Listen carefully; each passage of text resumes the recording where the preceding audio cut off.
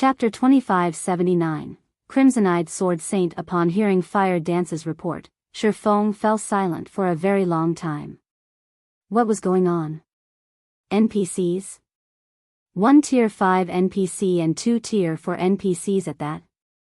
According to his information, Poison City had no such NPCs. It was a city of the dead. No living creatures could survive in this secret land. Should we retreat, guild leader? Fire Dance asked. They might not have a problem with Tier 4 NPCs. With their numerical advantage and the Ring of Gospels effects, they might stand a chance against 2 Tier 4 NPCs, but trying to take on a Tier 5 Sword Saint was a joke. A Tier 5 Sword Saint was an apex being in the current god's domain. Not even kingdoms would dare to offend such an individual. And a Tier 5 Sword Saint could slay Tier 3 players as easily as chopping vegetables. A Tier 5 NPC's combat standards were no trivial matter. They could even contend with Void Realm experts. To deal with a Tier 5 NPC, they'd need several dozen fully armed Tier 4 experts to stand a chance. No, wait there for now. We'll come find you, Shi Feng said, shaking his head. He was most confident of obtaining the fragment of Solomon's sword within Poison City. He had almost no information on the rest. Thus, there was no way he'd leave without getting a good look at this fragment. At this stage of the game, only he had a Solomon's sword fragment. If he didn't take advantage of his chance to claim the rest before others, obtaining the fragments would be as challenging as finding a needle in a haystack. These fragments didn't have a mechanism to detect other fragments. Unless the players that obtained a fragment advertised the weapon, he wouldn't know where to find them. This was why he was in such a hurry. Getting his hands on the sword fragments was relatively easy right now, but as players reached higher levels, doing so would become increasingly difficult. This was why legendary items had been so extraordinarily rare in his past, particularly legendary weapons. Collecting the necessary fragments to reproduce the true item was too much of a challenge. A lot of manpower wasn't enough. One would have to be particularly lucky. Of course, there was an exception to this rule. Players could rely on ancient tomes. With these tomes in hand, players could search through God's Domain's database for any information they desired. However, ancient tomes were almost as rare as legendary weapons, and again, one would have to get lucky to find one. After roughly 2 hours, the team of Dark players, the Hell Legion, and Zero Wings members reached the plaza. Within its center stood a dried fountain. If one examined the fountain closely, they'd discover a faintly glowing magic array, which suppressed the dull gray longsword half buried in the fountain. Even with the magic array's suppression, the dull sword sapped away any life around it, turning the city into a land of death. It was clear that the sword's influence would be even more astonishing without the magic array to bind it. 3 NPCs stood around the dull gray sword in silence, and at the lead was a one-eyed, red-headed man wearing a snowy white cap. Elvos, Crimson-Eyed Sword Saint, Human, Sword Saint, level? HP? / Crap. A titled Sword Saint? Shi Feng felt lightheaded when he saw the one-eyed man. Tier 5 titled NPCs were like kings among Tier 5 NPCs. They were responsible for miraculous feats in God's domain. In the past, not even a Tier 5 domain realm expert would dare offend a Tier 5 titled NPC. Only Tier 5 heroes could contend with these individuals, but unlike heroes, titled NPCs weren't powerful due to their extraordinary basic attributes, but their superior combat standards and explosive combat power. Because of this, players were more willing to face a Tier 5 hero than a Tier 5 titled NPC. And now, Shi Feng stared at such an individual in Poison City, a level 120 secret land. Shi Feng's teammates gasped when they noticed Elvos. Even within imperial capitals, they had never seen such an NPC. If they became that man's enemy, their fates would be sealed, and they might even have to delete their accounts, starting all over.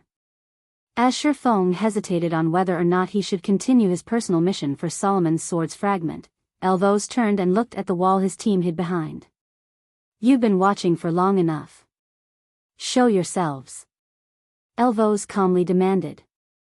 The moment the crimson-eyed sword saint spoke, everyone felt an unprecedented pressure bear down on them. Blue Rainbow and Elder Gold struggled against their instincts, which screamed at them to flee.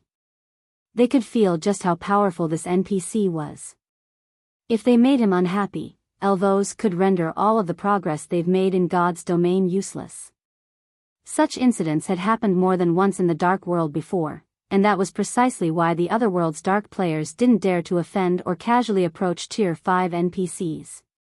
In fact, most players actively avoided Tier 4 NPCs. Don't move. Shurfeng suddenly shouted in the team chat. But, Guild Leader Black Flame, that's a Tier 5 NPC, Elder Gold said. They weren't in an NPC city, and NPCs in the fields were especially unpredictable. The slightest mistake could lead to an unspeakable disaster. I know, but he's already discovered us. He won't let us get away if we try to run, Shurfeng said, offering Elder Gold a bitter smile. Our best option is to do as he says. Never try to provoke a Tier 5 titled NPC. Not a single player in God's domain had a better idea of the power a Tier 5 titled NPC wielded. Once such an NPC discovered them, there was no chance for escape.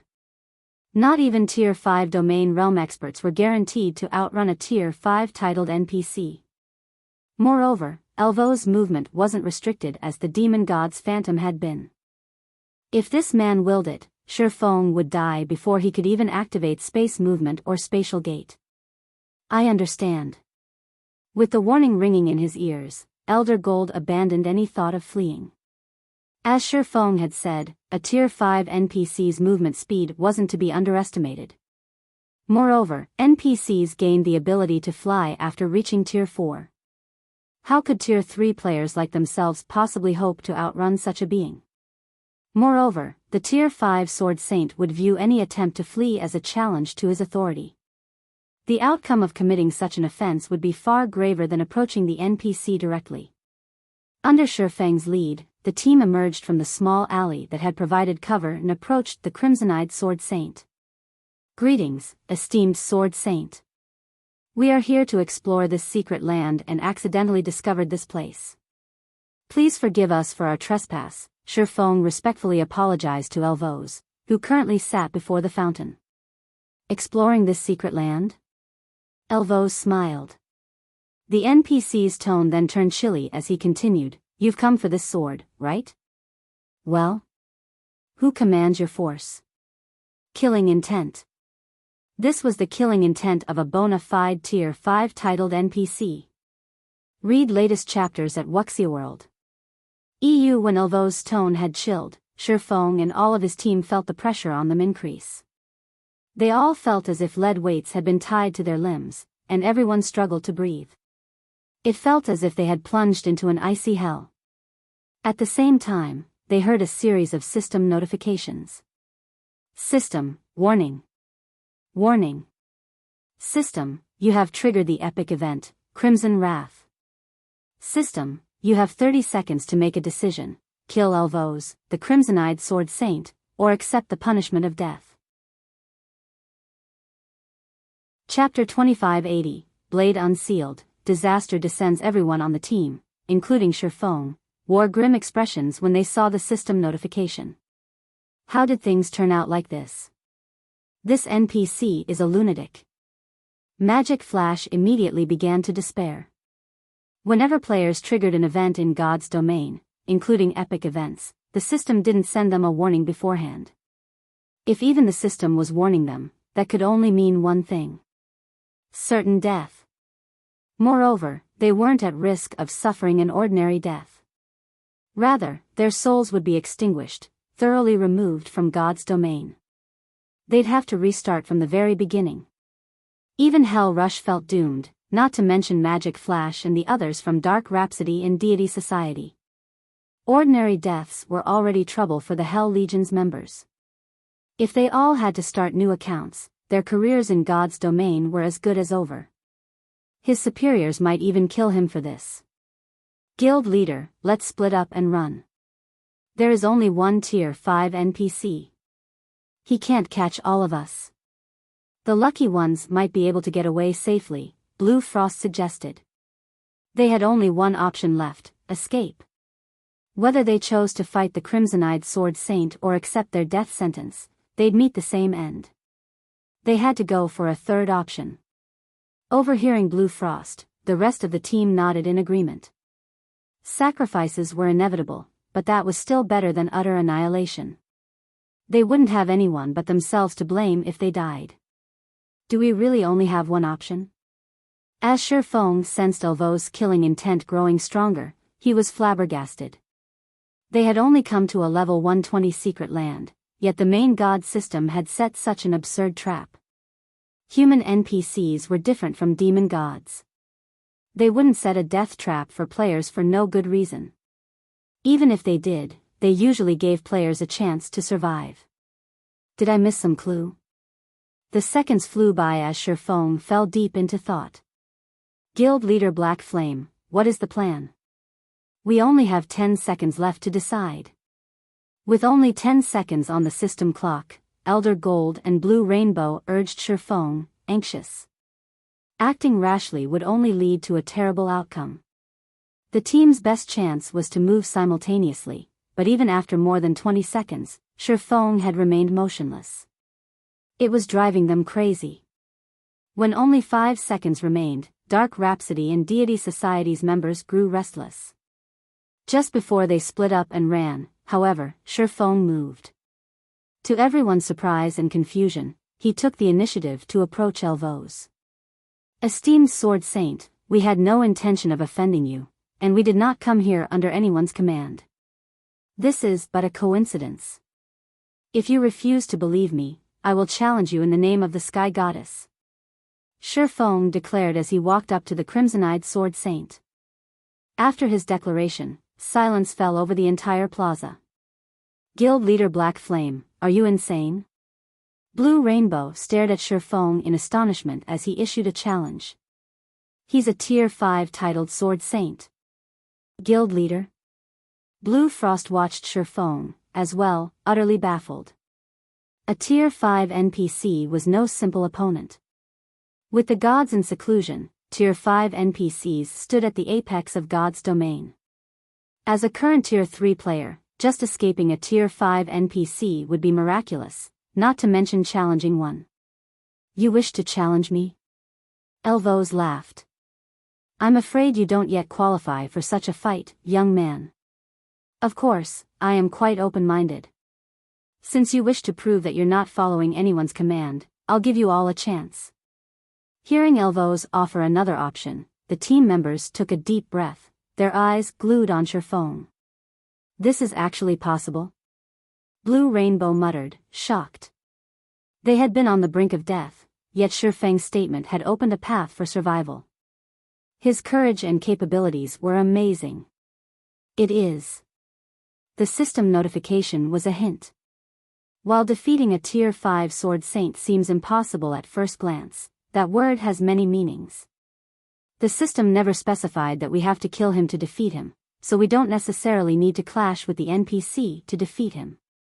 Issuing a challenge was the best solution, Elder Gold said, realization dawning as he read the system notifications again. He then returned his gaze to Shifeng and continued, however, Black Flame is incredible. Even in such a tense situation, he found the right solution to this problem. Just how brave is that man? Does he really think he can defeat a Tier 5 Sword Saint? Elvo's killing intent was no laughing matter. Even as a peak expert, Elder Gold felt his mind numb when subjected to the lethal energy. He couldn't get past the desire to flee. Logically, a domain realm expert shouldn't be any more immune to the killing intent than he was. Fear was a basic instinct for all creatures, after all. With only 10 seconds on the system clock, Elder Gold and Blue Rainbow urged Shifeng, anxious.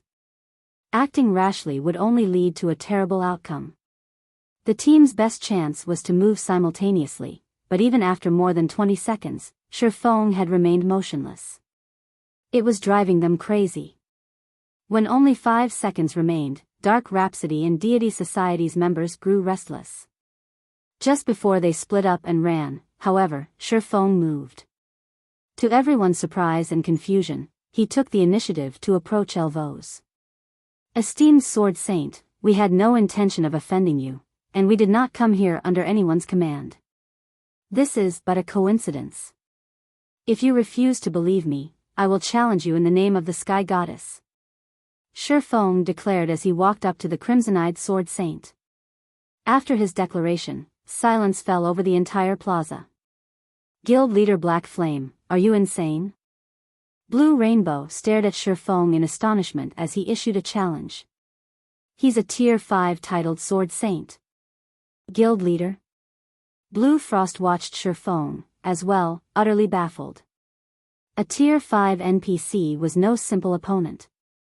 With the gods in seclusion, Tier 5 NPCs stood at the apex of God's domain.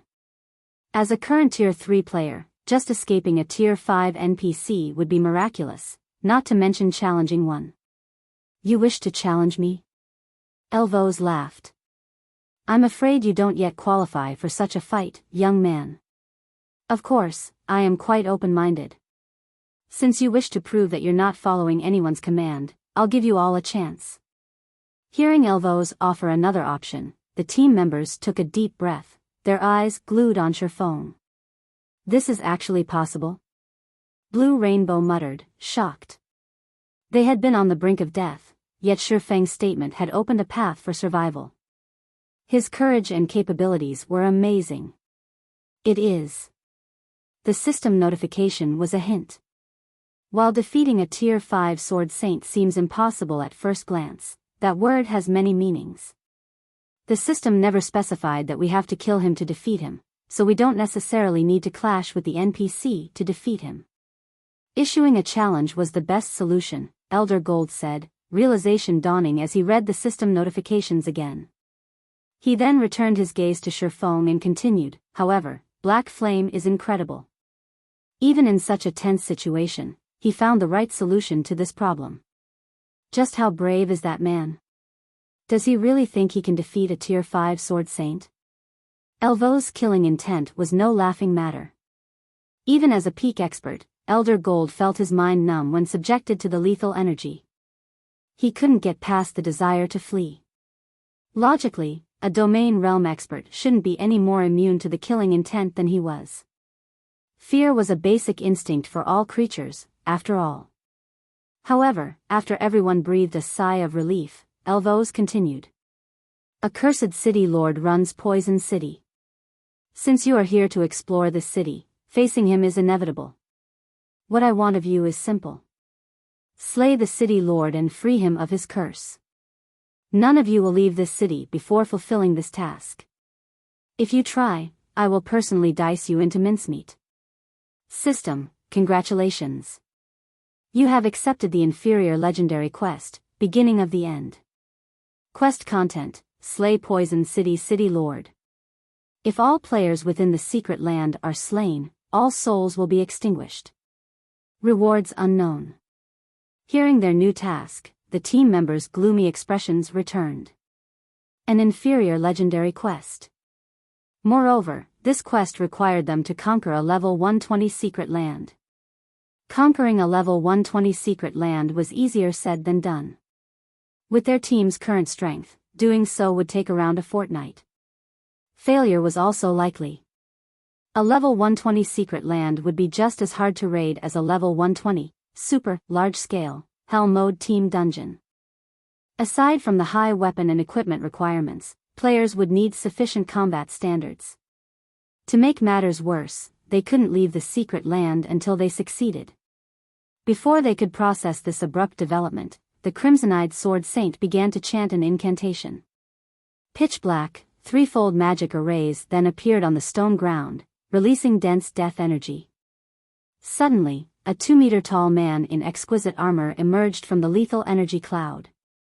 Crotia, Poison City City Lord, Undead, Superior Mythic, Level 120 HP 3 700 000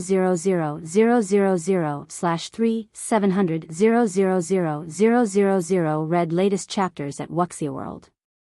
EU, is that the secret land's final boss? Hell Rush's complexion paled when his eyes rested on the city lord. Even for their team, a level 120 mythic monster would be extremely difficult to defeat.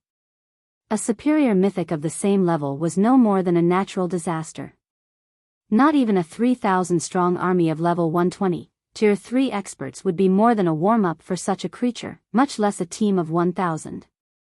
Monsters at that rank commanded their own powerful domains. Players of the same level had no chance against them. While the team was shocked over Crodia's statistics, the city lord approached the dried-up fountain and reached through the barrier. He grasped the dull gray sword's hilt and yanked it out of the stone. As Crodia removed the long sword from its prison, the blade's death energy began to flood into its surroundings. The thick cloud of black fog swept toward the team, and the players backed away.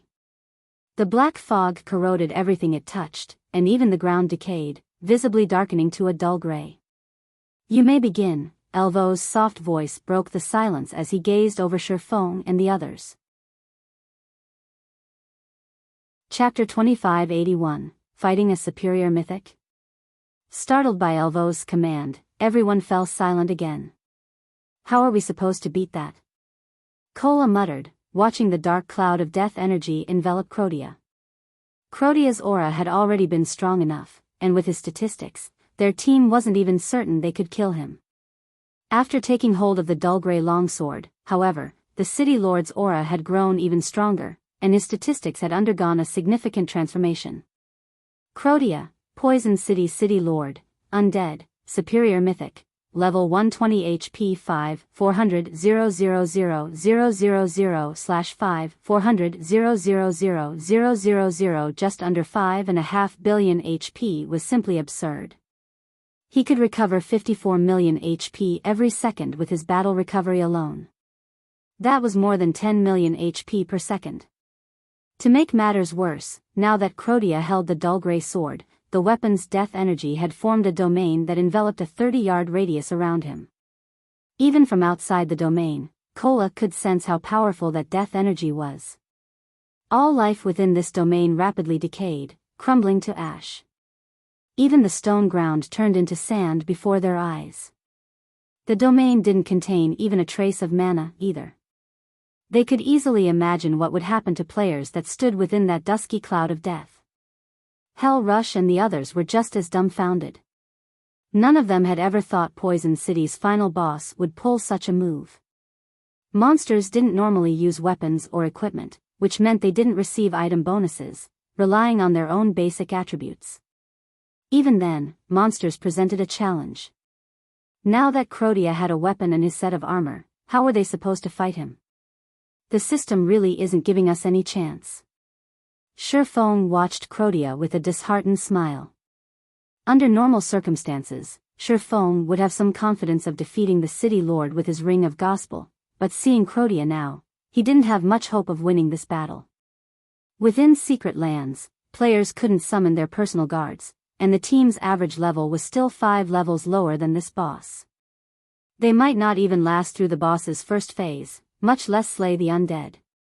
While the team members silently wondered how they should face this superior mythic monster, Blue Rainbow and Elder Gold turned deathly pale. "Has something happened?" Shurfeng asked when he saw the two dark players' strange expressions. "Our guilds have just received reports stating that the Alliance Team Demon's Heart has killed the second boss on the Ancient Gods Tower's first floor. They're only 2 bosses away from clearing the first floor's trial and becoming the floor master," Blue Rainbow explained with a twisted frown. Thanks to their alliance with Zero Wing, both Dark Rhapsody and Deity Society were developing far faster than the Dark World's other powers. This was the reason that the Dark World's various powers and players didn't dare move against their guilds. However, that wouldn't be the case if Demon's Heart's team succeeded in activating the Ancient Gods Tower. Unlike Zero Wing, their guilds didn't have unstoppable NPC armies.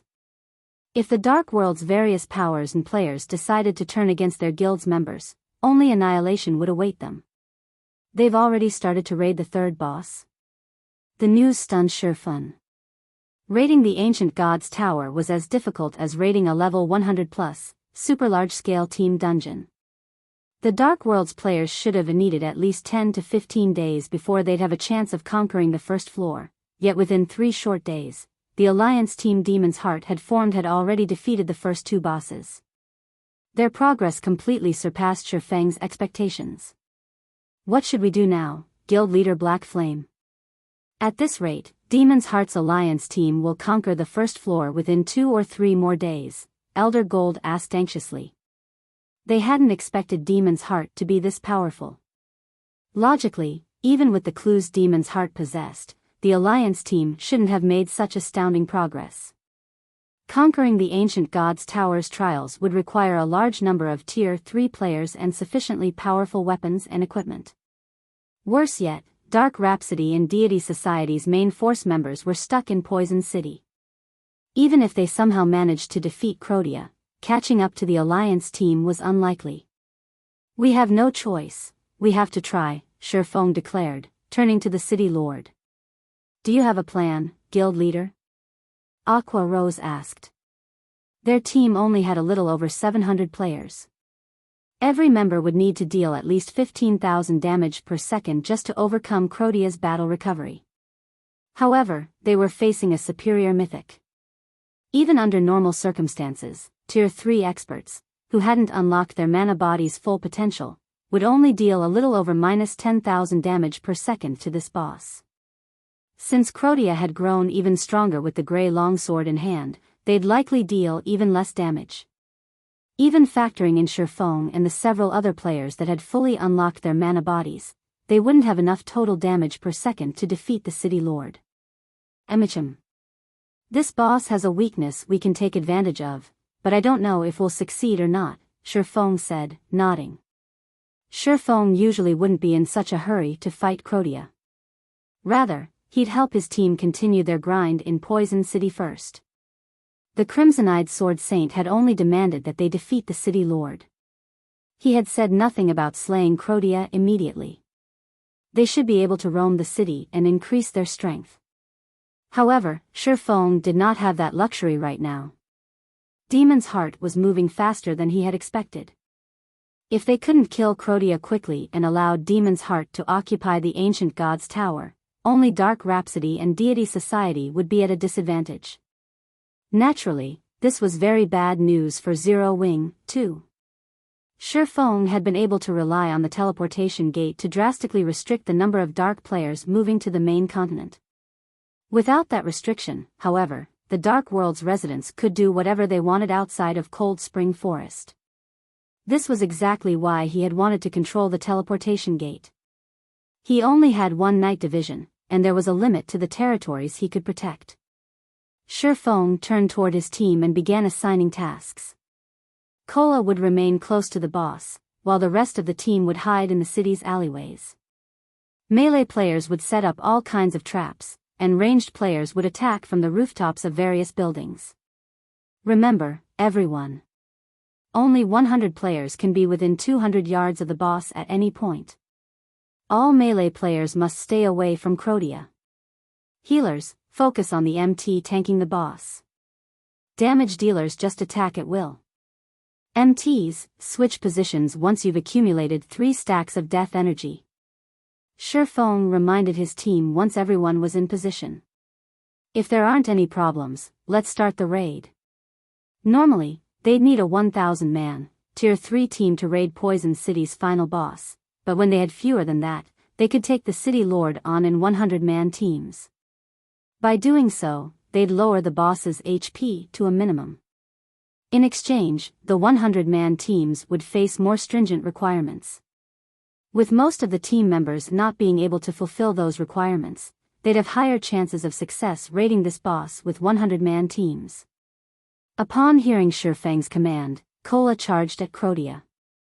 Everyone on the team was stupefied the instant Kola moved within 200 yards of the City Lord. The boss's maximum HP dropped to just 2.1 billion, falling by more than half. However, the team now had a different problem. Rather than 700+ players attacking a boss with 5.4 billion HP, they had to face a boss with 2.1 billion HP with no more than 100 players at a time. The raid difficulty had increased, not decreased. Suddenly, Crotia appeared before Kola with so much speed that not even the peak experts had time to react. The city lord swung his long sword at Kola, the weapon leaving a black spatial tear in its wake. Kola flew backward like a cannonball, crashing into the ground roughly 20 yards away from the final boss. Even after blocking the attack with his shield, Kola still lost 50% of his HP. Fortunately, the attack had put quite a bit of distance between the Guardian Knight and the city lord. Kola responded by activating Protection Blessing and running to a nearby alley.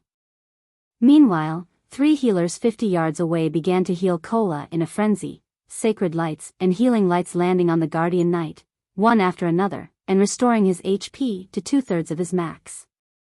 2 seconds later, Kola took another strike, throwing him into a nearby wall and robbing him of another third of his HP. Even after another round of healing spells, the 3 healers only restored his HP to half. After being thrown a few more times, Kola finally lured Crotia into the alleyway. Due to the alley's complex terrain, Crotia had a much harder time landing an attack.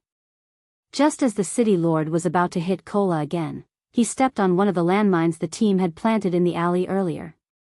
Read latest chapters at Wuxia World. EU boom. A loud explosion echoed throughout Poison City, and a damage of over -1 million appeared above the undead's head. After taking a few more steps, Crotia triggered another magic trap and took more than -700,000 damage. Just before Crotia turned to search for the player responsible for the traps, Kola charged forth and used his Tier 3 Justice Roar, causing another -50,000 plus damage and recapturing the boss's aggro. Good. It's doable. Everyone, mind your positioning. Ranged players, attack with everything you have. Melee players, keep setting up traps. Shifeng shouted once Kola had solidified his hold on Crotia's attention. He then activated Miniature World. Chapter 2582, Lightshadow improves. Tough ferocious beast. When Shifeng activated Miniature World, Crotia's movement speed, reaction speed, and basic attributes decreased as if the boss had stepped into a quagmire, but as a superior mythic, his resistance to the effects was quite high. Even as an intermediate master magician, Shifeng's Miniature World only reduced Crotia's basic attributes by 15% rather than 30%. After activating Miniature World, Shifeng quickly followed up by activating Ring of Brilliance, enhancing every ranged player's basic attributes. Meanwhile, the 90-plus ranged players within the City Lord's vicinity began to bombard the boss with skills and spells. Tier 3 spell, Darkness Burn. Tier 3 skill, Solitary Light. Tier 3 spell, Consecutive Earthen Spikes. Spells and arrows tore apart the area while explosions shook Poison City. Damages exceeding -20,000 appeared above Crotia's head, one after another. Including the damage from the traps, the team dealt more than enough to overcome Crotia's battle recovery. Every member of the team was ecstatic to see this. When they had first seen Crotia, they had despaired. They had known they couldn't overcome the boss's battle recovery with their attacks alone. Killing this city lord had seemed impossible. Now that they knew they could carrot his battle recovery, however, they knew what to do next. They needed to whittle away at Crotia's HP. Of course, that wouldn't be an easy task. To maximize their damage, Kola would have to lure Crotia into the traps the melee members had set up. Unfortunately, setting up traps required a long time, and they had very short durations. When no more than 100 players could be near the boss, their timing and position had to be perfect. Claiming that a single mistake could render all of their effort worthless was no exaggeration. As long as more than 100 players stood within 200 yards of the city lord, his maximum HP would return to 5.4 billion. If that happened, Crotia would regenerate 54 million HP every 5 seconds. Even with Miniature World suppression, the superior mythic would still regain 50 million HP over 5 seconds. 100 players simply couldn't deal that much damage in so short a time. Fortunately, the team was composed of experts among experts. Even the weakest player had reached the flowing water realm. With Shifeng's wise command, none would make such devastating mistakes.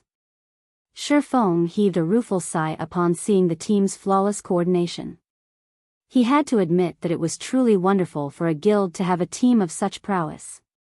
Even though the team's equipment standards didn't meet the requirements, they still completed their tasks efficiently. This undoubtedly made the raid much easier. As time passed, Crotia gradually lost HP to 95%. 75%. 50%. When Crotia's HP fell to 50%, his fighting style changed as he stomped a foot, cracking the stone as the ground sank. The death energy around him began to spread, corroding everything within a 45-yard radius. Aside from Cola, who had activated a life-saving skill just in time, over a dozen Tier 3 experts evaporated, leaving nothing behind. Crotia bellowed furiously, and the death energy rapidly gathered above him. After a moment, the dense, black death energy transformed into the shadow of a 50-meter-tall nether dragon, flapping its foggy wings. Nether Dragon's Shadow, Ferocious Beast, Mythic, Level 120 HP 6000000/60000000000. How is that possible? Everyone cursed aloud when they saw the Nether Dragon's shadow. They had never thought that the boss monster could actually summon another boss. Ferocious beasts weren't like wild or demonic beasts. Their very existence was akin to a natural disaster. Some ferocious beasts were even stronger than dragons. While the Nether Dragon's shadow before them might not be as powerful as a true dragon, it was more than enough to instill despair. Crotia alone was almost too much for them to handle. Now, they had to take on two bosses of Crotia's caliber with just 100 players. This was a joke. Crotia had grown considerably weaker after summoning the Nether Dragon's shadow, but he still wasn't an easy opponent. The Nether Dragon's shadow descended and slammed a clawed foot into a nearby building, shattering the structure and leaving a black hole in its place. The Tier 3 elementalist positioned on the building had tried to use Blink, but he had still died in the attack. Not good. This boss's attacks have the spatial imprisonment effect. Hell Rush, who saw this from afar, grimly shouted. The spatial imprisonment effect was fatal to magical classes and players with teleportation skills. Once a being sealed the space around them, players could only physically evade an attack. However, magical class players had far less dexterity and speed than melee players. With the spatial imprisonment effect, even an ordinary mythic monster could instantly kill Tier 3 magical class players, let alone a mythic-ranked ferocious beast. Just as the Nether Dragon was about to attack another player, a bolt of blue lightning struck its claw. Boom! With the sound of another explosion, the bolt diverted the Nether Dragon's claw into the street, the impact instantly forming a crater. Enraged over the interruption, the Nether Dragon's crimson eyes turned to glare at the figure that had launched the counterattack. Flapping its wings, the dragon's shadow sent a vortex of death energy at its new target. The vortex had a very large AoE and was basically impossible for players to avoid quickly. Wherever the vortex passed, even space shattered. Just as the death vortex was about to reach its target, the player in question raised his pitch-black longsword and swung it down in a vertical arc. The phantom of a gigantic greatsword appeared in the sky, slicing space and the death vortex in half, which then vanished into the void. Guild leader? Stunned, Aqua Rose turned to Shifeng, the player responsible for the interrupting lightning bolt. The Nether Dragon's death vortex had definitely been more powerful than an ordinary Tier 4 spell, yet Shifeng had bisected it with a single swing. It was unbelievable. Aside from Aqua Rose, Hell Rush, Blue Rainbow, and everyone else watching from afar were similarly astonished. They were talking about a full-powered attack from a Tier 4 ferocious beast. Even an MT like Cola would die instantly if he tried to block such an attack, yet Shifeng had countered it. Just how high was the swordsman's strength? Don't panic, everyone. Continue attacking Crotia. I'll distract this Nether Dragon, Shifeng instructed, glancing at the players nearby. In truth, even he had been surprised by the power of his attack. He had thought he'd be lucky just to block the death vortex, yet his Lightshadow had shattered it. He had to admit that his upgraded abyssal blade was perfectly suited for the mana technique. Shifeng's command rekindled everyone's confidence, and they resumed their responsibilities. Although the Nether Dragon had killed a few players, team members quickly filled the vacant spots. They still had several hundred Tier 3 players on standby outside of Crodia's influence, so they had no worries about lacking manpower. For a time, one man and one dragon fought in the air, repeated shattering space around them. This looked nothing like a fight between a player and a monster, but a decisive battle between two heaven-defying monsters. Meanwhile, it was business as usual as the rest of the team kited Crodia around the city, steadily chipping away at his HP. Of course, they weren't careless in their attacks. After all was said and done, Shifeng was only a player. Even with healer support, there was a limit to his stamina and concentration. His fight with the Nether Dragon was insanely intense, and neither his stamina nor his concentration would last long at this pace. The team was in a race against time. Fortunately, the density of the death energy surrounding Crodia had decreased significantly after he had summoned the Nether Dragon's shadow, which, in turn, lowered the City Lord's magic resistance. This considerably increased the team's total DPS. However, Crodia had begun to launch even fiercer attacks. Every hit shattered a building and killed anyone caught unprepared.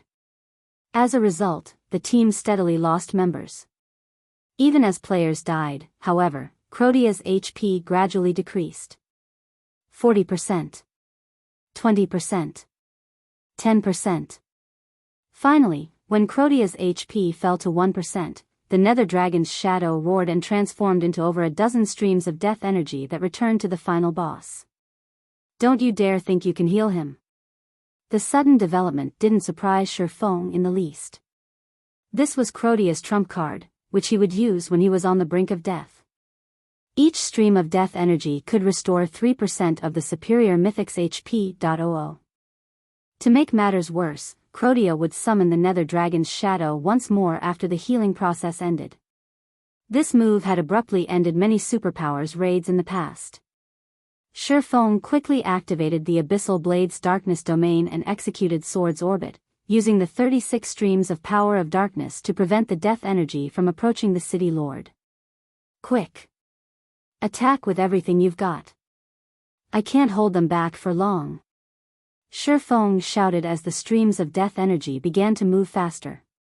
Players didn't have the power to destroy this death energy. They could only do their best to stop the energy from reaching the boss, but as more time passed, not only would the death energy move faster, but these streams would also multiply. Read latest chapters at Wuxia World. EU, attack! Zhao Yueru and the others shouted as they desperately bombarded Crodia with whatever spells they had available. They only had a small amount of mana remaining, and they had exhausted all of their powerful moves. All they could do was manipulate their mana to increase their spell's power and accuracy. 0, 5%. 0, 3%. 0, 1%. Boom! With one last explosion, Crodia transformed into a thick cloud of death energy, rapidly dispersing from the alley and spreading throughout Poison City. The team's survivors then heard the sounds of multiple system notifications. Chapter 2583, Clear Reward, S-Rank Rating System, Congratulations. You are the first team of players to complete Poison City's Secret Land Crusade. Rewarding level +1, 50 free mastery points, 5 legacy skill points, 1 exotic legacy potion, 20 God's Domain reputation points, and 40 Poison City reputation points. System, congratulations. You are the first team of players to challenge Poison City while below level 120 successfully. Rewarding 100 Poison City reputation points. System, congratulations.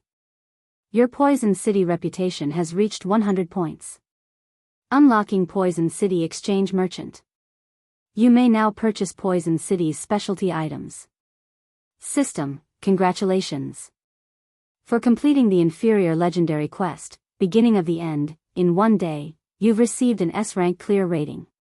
Rewarding level +1, 10 legacy skill points, and 1 silver legacy treasure chest. The series of system notifications momentarily stunned every survivor on the team. These rewards were simply too abundant. Even without the quest rewards, Crodia had awarded enough EXP to add another 40%, at least, to everyone's experience bars. Including the various quest rewards, everyone on the team rose by at least 2 levels. Even the players that had fallen in the battle and later resurrected had reached level 114. These rewards just saved us more than a fortnight of grinding and dungeon raids. If the others back in the guild find out about this, they'll likely die from envy, one of Dark Rhapsody's main force members said as he looked at his own level and available legacy skill points. Even the various superpowers peak experts would be lucky to reach level 110 by this stage of the game, yet the lowest level player among Dark Rhapsody's main force members had reached level 114, with many already at 115. In other words, they were one minor threshold ahead of the various superpowers peak experts. While a gap of 5 levels might not seem like much, it was massive after factoring in the difference in equipment and weapons. Furthermore, level 115 players could equip level 120 items. Aside from the significant increase in levels, the team members were elated when they saw how many legacy skill points they had earned. With 15 legacy skill points, they could learn a new tier 3 legacy skill, which would elevate their combat power to a whole new level. That's nothing. Take a look at the exotic legacy potion and silver legacy treasure chest. Now those are truly amazing, a level 115, tier 3 dark shield warrior exclaimed as he pulled an ink black potion and silver chest from his bag. When the rest of the team examined the 2 items' descriptions, an uproar swept through the team. Exotic Legacy Potion, Grandmaster Potion, Consumable, grants user guidance for 1 hour in unlocking the mana body or gaining mana control. Limit 1 per player. 00. Silver Legacy Treasure Chest, players have a high chance of obtaining a top-tier weapon or equipment piece catered to their class and level, a small chance of obtaining a tier 3 skill or spell book catered to their class, a very small chance of obtaining a piece of epic equipment, and a minute chance of obtaining a unique legacy or legacy weapon catered to their class upon opening this chest. Time limit, 1 natural day. All of God's Domain's tier 3 players dreamed of unlocking their mana body's full potential and gaining more mana control, but accomplishing either of these tasks was incredibly difficult. Even now, the various superpowers hadn't found a reliable method to accelerate the process and had to rely on their members' talent and skills. And yet, these players had just received a potion that offered an opportunity to make significant progress in both challenges. This was an astoundingly rare opportunity. If they took advantage of this opportunity properly, they might even become peak or apex experts in God's Domain. The Silver Legacy Treasure Chest was just as astronomically valuable. Even with crappy luck, the worst item they would obtain was a top-tier weapon or equipment piece suited for their classes and levels. Such a weapon or piece of equipment would provide a massive boost to their combat power, and if they got lucky, they might even acquire a piece of epic equipment. When the guild leader finds out about our rewards after working with Zero Wing, he'll likely laugh himself mad, Blue Rainbow said, sighing ruefully as she gazed at the open treasure chest before her. Her Silver Legacy treasure chest had granted a piece of level 115 dark gold equipment, yet this was the worst possible outcome. Dark Rhapsody had sent over 100 members to participate in Zero Wing's expedition, which meant that their team would return with more than 100 pieces of level 115 dark gold equipment, and that was if everyone had bad luck. To secure such a haul, they'd have to repeatedly raid level 115 team dungeons for more than 20 days. After all, only 100-man Hell Mode team dungeons and above had a chance of dropping dark gold equipment, and the drop rate wasn't even 100%. Yet, they had only tagged along with Zero Wing for a little over 3 days and gained such a bountiful harvest. When she reported this to her guild leader, he'd assumed she was delusional or was acting as a spy for Zero Wing. The situation even dumbfounded Shifeng. The rewards are so abundant. Shifeng could not believe his eyes as he read the system notifications. Unlike everyone else, however, Shifeng wasn't focused on the exotic legacy potion or silver legacy treasure chests. Instead, the amount of Poison City reputation points awarded and the fact that they had unlocked the city's exchange merchant had caught his attention. Normally, earning Poison City reputation points was an incredible challenge.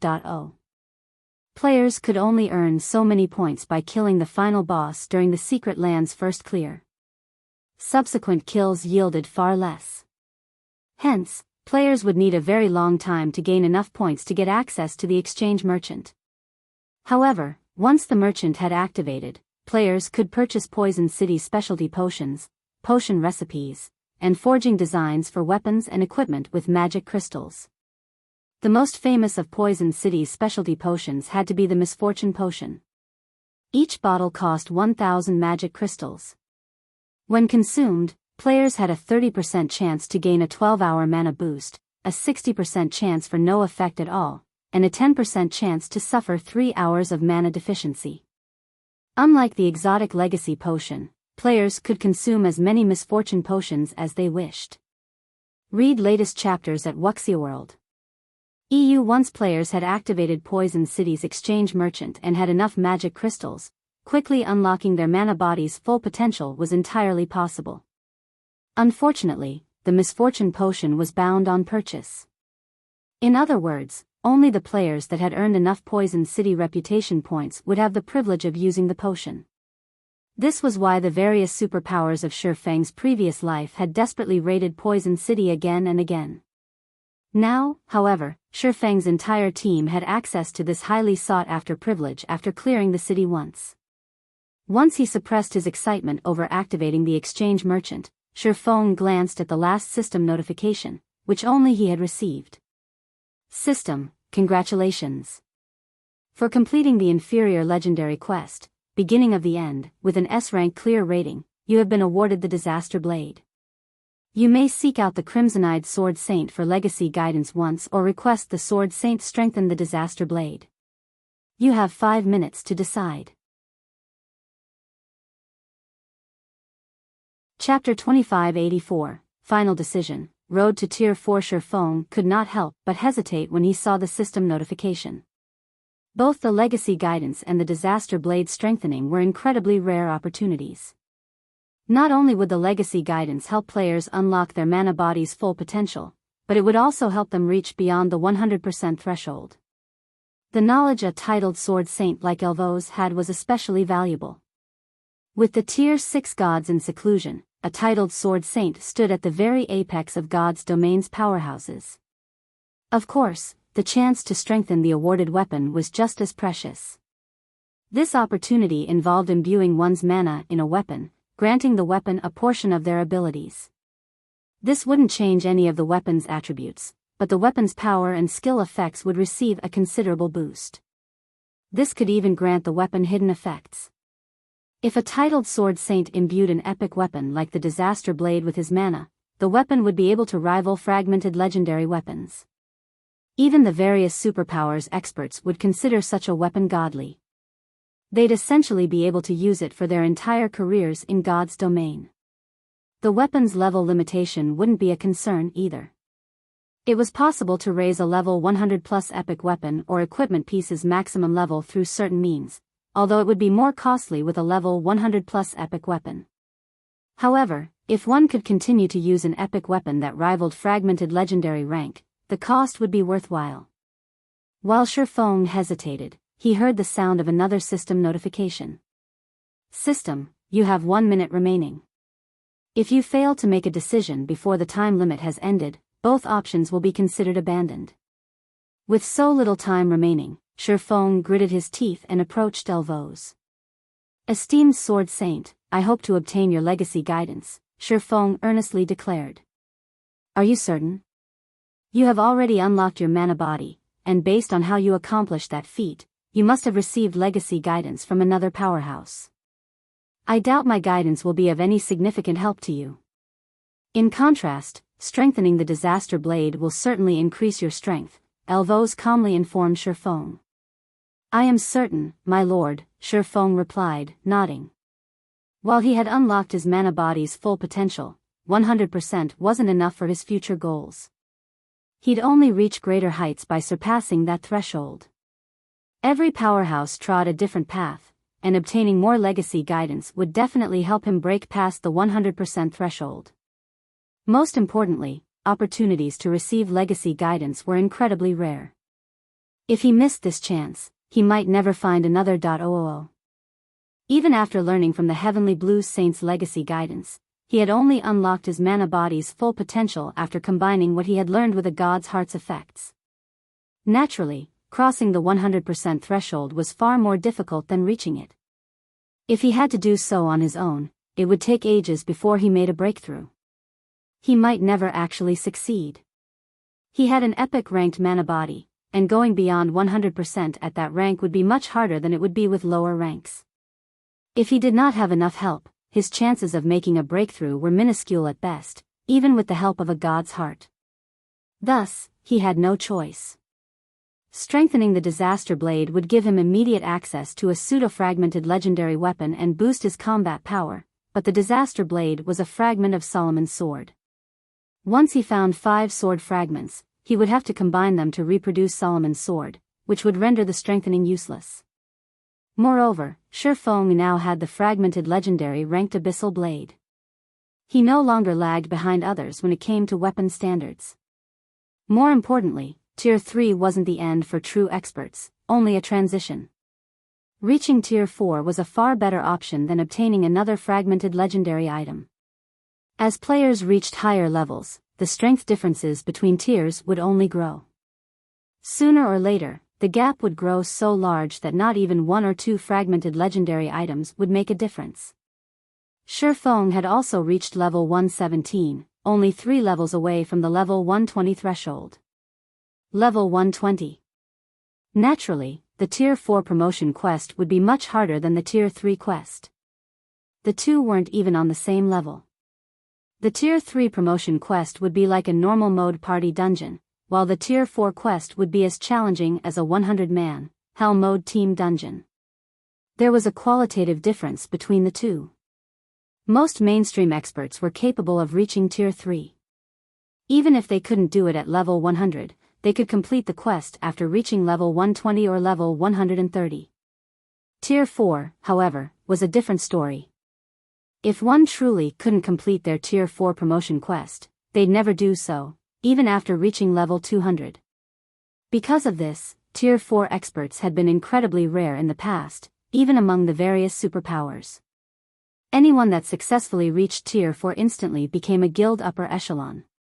Moreover, completing the Tier 4 promotion quest took a very long time. According to the statistics players had collected in the past, completing a Tier 4 promotion quest could take anywhere between 1 and 2 months.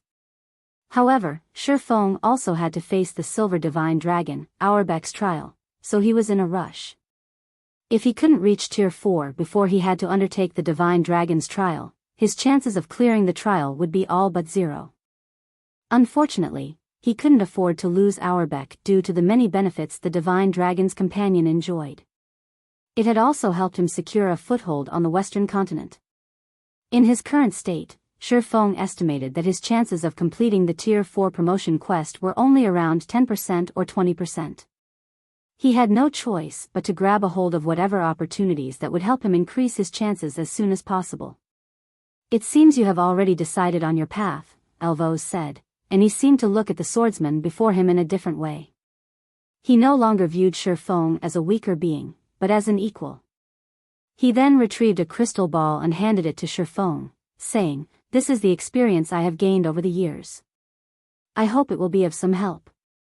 After handing Shifeng the crystal ball, Elvos transformed into a streak of light and vanished from Poison City. The 2 Tier 4 NPCs who had accompanied him also disappeared, and the dull grey longsword Crotia had wielded returned to the fountain.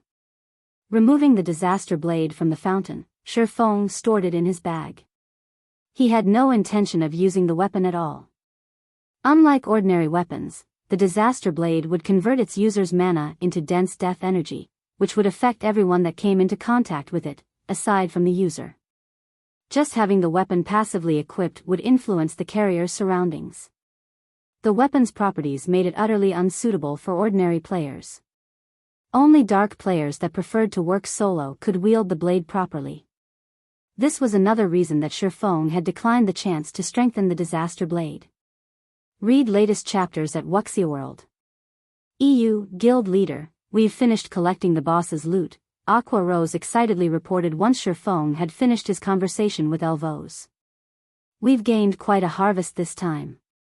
Aside from the fragmented legendary ranked mage robes, Undead's Will, we've acquired 2 epic weapons, a staff and a dagger. The complete nether set, a tier 3 set equipment for magical classes, also dropped, as well as a bunch of materials and recipes. According to your instructions, we held an internal auction for the epic weapons. Blue Frost won the staff, while Flying Shadow won the dagger. What should we do with the Undead's Will and tier 3 set equipment? Give the Undead's Will to Blue Frost. He still has to command the situation in the Dark Denver. It'll make things easier for him when he has to stand up against the various superpowers, Shifeng said after giving the matter some thought. Before Shifeng and Aqua Rose could continue their conversation, though, Dark Rhapsody's Blue Rainbow approached Shifeng. Worried, she informed him, Guild Leader Black Flame, I've just received a report stating that Demon's Heart's Alliance team has reached the first floor's 3rd boss and begun the raid. By the looks of it, they have a very high chance of taking it down. The Ancient Gods Tower's first floor had 4 bosses in total. If Demon's Heart's Alliance managed to defeat the 3rd boss, they were almost guaranteed to defeat the final boss, as well. Their raiding speed is astonishing. Shifeng was similarly surprised to hear this. Each of the Ancient Gods Tower's floors was as large as a small resource map. Finding the bosses wasn't easy. However, Shifeng chuckled and assured her, fortunately, we've completed our task here. It's time we return.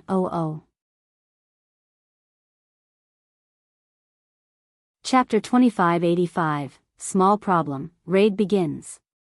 Cold Spring Forest, Stone Forest City. After acquiring the Disaster Blade, Shifeng decided to leave Poison City immediately, using a return scroll to teleport back to Stone Forest City's Freedom Hotel. As he and his team appeared in the hotel lobby, they attracted a lot of attention from the hotel's guests. Although most of the team members had hidden their statistics and auras under black cloaks, some hadn't. As a result, a heavy pressure bore down on the players in the lobby when the team returned. It was even stronger than that of level 110 Great Lords, with some players radiating even more pressure than level 110 Grand Lords. Crap. Aren't these players' auras a little too strong? They feel even stronger than superpowers teams I've met before. Who are these people? Look, those NPCs are acting so respectfully before the swordsman in the lead. Could that be the grinding team Black Flame let out of the city earlier? You might be right. Usually, those NPCs are even indifferent toward gold members. I suspect they'd only show respect to someone of Black Flame's standing. The players in the lobby fell into a heated discussion about Shifeng's team, and many independent players watched on in envy. Now that Zero Wing controlled the Dark World's teleportation gate, Stone Forest City was officially a sacred leveling ground for regular players. Countless players from various kingdoms and empires swarmed toward the city. Just entering the city had become a problem, not to mention renting a room in the Freedom Hotel. Zero Wing's members, however, did not have these problems. They didn't have to stand in line to enter the city or fight for a room in the Freedom Hotel. Their guild had already reserved rooms for its members. Moreover, Zero Wing's normal members received a 40% discount if paid for their rooms with GCPs, while core members received a 50% discount. These were the reasons that more players constantly sought to join the guild. And to ensure that the guild could continue its normal operations while providing the same benefits, Zero Wing had further increased the recruitment requirements. Countless players regretted not joining sooner. Meanwhile, it wasn't long after Shifeng's team had returned that the various powers within the city heard about it. Black Flame's finally back? Dawn Dominance, who had concealed himself with a black cloak and rested in one of the Freedom Hotel's rooms, sneered as he read the latest report from his subordinate. It seems he's increased the combat power Dark Rhapsody and Deity Society's members by quite a bit. It's a pity that he's too late. Demon's Heart's team has almost pinpointed the third boss's weaknesses. It's only a matter of time before they defeat it and move on to the final boss. Guild leader, Flaming Light, has reported that those people are now in Cold Spring Forest. Should we leave? A level 109, Tier 3 Elementalist asked from beside Dawn Dominance. Good. Yes, we'll head over immediately. I want to see just what kind of powerful individuals Flaming Light has invited to declare that he can help world domination take control of the Dark World, Dawn Dominance said, nodding. Following which, Dawn Dominance left Stone Forest City with his subordinates, making his way to Cold Spring Forest's outer region. At the same time, the various superpowers operating secretly in Stone Forest City only snickered at Shifeng's return. So what if Zero Wing controlled the Dark World's teleportation gate? In the end, the Dark World's players would still reach the main continent in droves, and now that Zero Wing was their enemy, the guild would suffer once they arrived. Nowhere would be safe for Zero Wing's members outside of Cold Spring Forest. Upon his return, Shifeng instructed the NPC manager to arrange an advanced lounge for the team to rest. Guild leader Black Flame, Demon's Heart has already begun to raid the third boss, yet you want to rest here? Blue Rainbow anxiously complained. Although they were fatigued from their trip to Poison City, players would recover a significant fraction of their stamina and concentration when they leveled up. After that final boss, they had all leveled twice, so the team was in relatively good condition. They were more than capable of starting their raid in the Ancient God's Tower. Yet, Shifeng had told them to rest for now, almost as if he were afraid that Demon's Heart didn't have a strong enough lead. No. Your stamina and concentration might be fine, but the Secret Land's death energy is still corroding your bodies. The Ancient God's Tower also has powerful foreign energy. On the off chance that these energies cause too much damage before you clear the trial, all of your efforts will go to waste. It'd be better to rest here for a while, rather than take such a risk. You can use the time to drink the exotic legacy potions you've obtained, as well, Shifeng said, shaking his head. But the time, Shifeng's insistence did nothing to calm Blue Rainbow's worries. The future of their two guilds was at risk. If Demon's Heart's alliance captured the first floor before they could, their guilds wouldn't survive in the Dark World for long. I doubt there will be any issues if you take full advantage of that potion, Shifeng said, chuckling. Neither the dropped weapons and equipment nor the awarded legacy skill points were the team's greatest reward. Instead, it was the exotic legacy potions. When players normally slew Poison City's bosses, each boss only dropped 1 or 2 exotic legacy potions. Furthermore, those bosses only respawned after 3 days. Knowing this, it was easy to imagine how valuable the potions were. However, because the team had completed the inferior legendary quest, every member had been awarded 1 bottle. Although a single exotic legacy potion might not help someone fully unlock their mana body, in combination with the Freedom Hotel's astounding environment, it would help these players unlock a sizable percentage. That percentage alone would grant a massive boost to their combat power since it tremendously improved their skills and spells power. However, Shifeng's advice confused Blue Rainbow and Elder Gold. What did he mean by take full advantage? Of course, he had a point.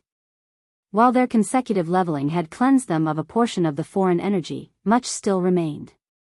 If this energy and the energy within the tower corroded too much of their bodies halfway into the raid, they'd be doomed. Blue Rainbow and Elder Gold immediately stopped wasting time. They instructed all of their players to move to the reserved lounge, rest, and consume the exotic legacy potions. In total, the team rested for over an hour. Once they felt refreshed, Blue Rainbow and Elder Gold hurried toward the Dark World's Ancient God's Tower with their respective guilds' main force members. By the time the group arrived, another 4 hours had passed. The Ancient God's Tower had 7 floors and was over 1,000 meters tall.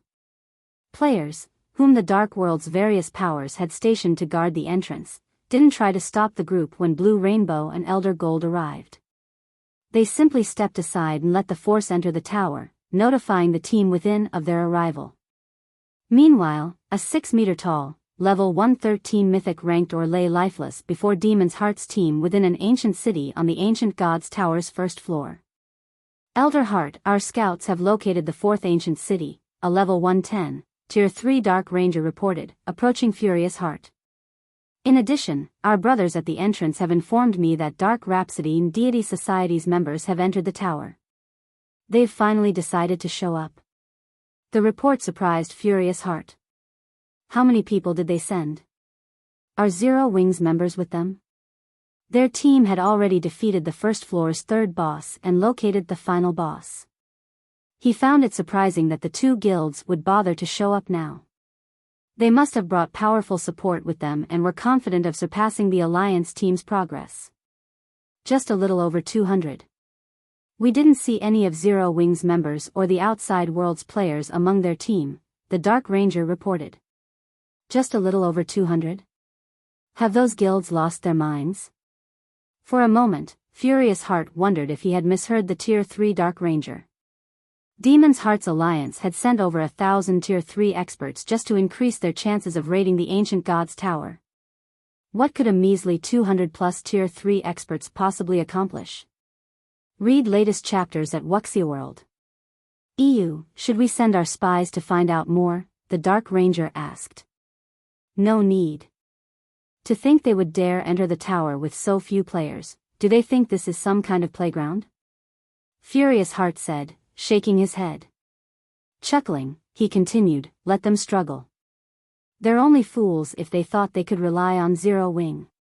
Once we finish our raid, we'll make them regret their decision.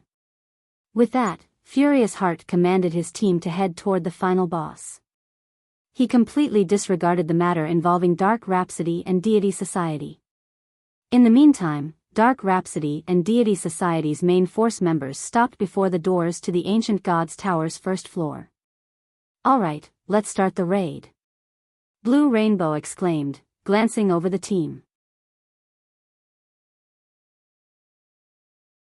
Chapter 2586, Surpassing Logic, Ancient Gods Tower unlocked Dark World, Ancient Gods Tower. A team of over 1,000 players fought the wandering barbaric Ors as they advanced across a gravel wasteland, but due to the high number of the Ors, the team's progress was quite slow. From afar, it looked like the team was drowning in a sea of Ors. Aside from the area the players occupied, the barbaric Ors covered every inch of the wasteland. Barbaric Or, humanoid creature, High Lord, level 112 HP 57,000/57,000,000, barbaric or warrior, humanoid creature, Great Lord, level 113 HP 140,000/140,000,000, barbaric or captain, humanoid creature, Grand Lord, level 114 HP 500,000/500,000,000, Elder Heart, too many monsters are swarming out of the ancient city. If we get any closer, I'm afraid we'll alert the Or guards on the city walls, one of the level 110, Tier 3 shield warriors on the front lines called back. Although the first 3 cities had been difficult to raid, none had had this many monsters. The fourth ancient city was home to at least 100,000 Ors. If their team hadn't been entirely comprised of Tier 3 experts, these barbaric Ors and barbaric or warriors would have long since eliminated them. Why is this city so much harder? Furious Heart frowned, watching the barbaric or captains on the city walls. Gritting his teeth, he commanded, everyone, change formation. Prioritize the Ors here before we continue. While their team was more than capable of dealing with level 114 Grand Lords, there were more than 30 Grand Lords stationed on the walls. In the outside world, such a force could effortlessly demolish guild towns. There were simply too many Ors and Or warriors for a team of their size to handle. With Furious Heart's command hanging in the air, the team moved out of their V formation into a block formation. The MTs and melee players held back the swarming Ors, while the ranged players attacked from within the block's inner layer. Once everyone was in position, the team's magic class players began to chant long incantations. More than 100 gigantic magic arrays appeared above the Or force, blotting out the sky. 4 seconds later, the arrays had taken shape and rained fire, ice, and lightning down on the ores below. Boom. Boom. Boom. Deafening explosions echoed across the gravel wasteland. By the time the last large-scale destruction spell came to an end, the surrounding terrain had transformed. Easily over 4,000 barbaric ore and barbaric or warrior corpses littered the deformed land. Nice. A team with plenty of large-scale destruction spells is awesome. I know, right? My usual team only has a few people with Tier 3 large-scale destruction spells, yet we currently have over 100. I doubt even superpowers can field such a powerful team. It's a pity that the tower's monsters don't drop any loot and grant almost no EXP, otherwise, we would have hit the jackpot. The various major powers experts were astonished at the carnage around them. They knew that Demon's Heart had gone around the dark world, borrowing manpower from the various major powers to raid the ancient god's tower and prioritizing players with Tier 3 large-scale destruction spells. However, only a few players at a time had cast these spells during their prior battles. They hadn't been allowed to cast these spells simultaneously. The shock they felt after watching over 100 large-scale destruction spells go off at once was on a completely new level. The team members also realized how important players with such devastating spells were. They had to admit that these magical class players were walking cannons in large-scale combat. I wonder what Dark Rhapsody and Deity Society's people are thinking. I can't believe they're trying to race us to the final boss with just 200+ players. Their full team is smaller than the number of players we have with Tier 3 large-scale destruction spells, a Tier 3 ranger said, laughing at the destruction around him. I doubt they have any idea how many large-scale destruction spellcasters we have on our team. If they knew, they'd likely just give up, a Tier 3 elementalist added, chuckling. Dark Rhapsody and Deity Society were formidable guilds in the Dark World, but they weren't strong enough to compete with the combined might of the Otherworld's various major powers. Even the weakest member on the Alliance team was a Refinement Realm expert in full level 105 fine gold equipment. Even the various superpowers only had a few experts with such high equipment standards, yet every member of the Alliance team wore such equipment. How, exactly, did Dark Rhapsody and Deity Society plan to compete with them? Enough chit-chat. We need to eliminate these barbaric ores quickly. If we take our time, and they respawn during the boss fight, we'll be in trouble. Furious Heart shouted, chuckling. He hadn't been worried about the two guilds' attempt to raid the ancient god's tower since the very beginning.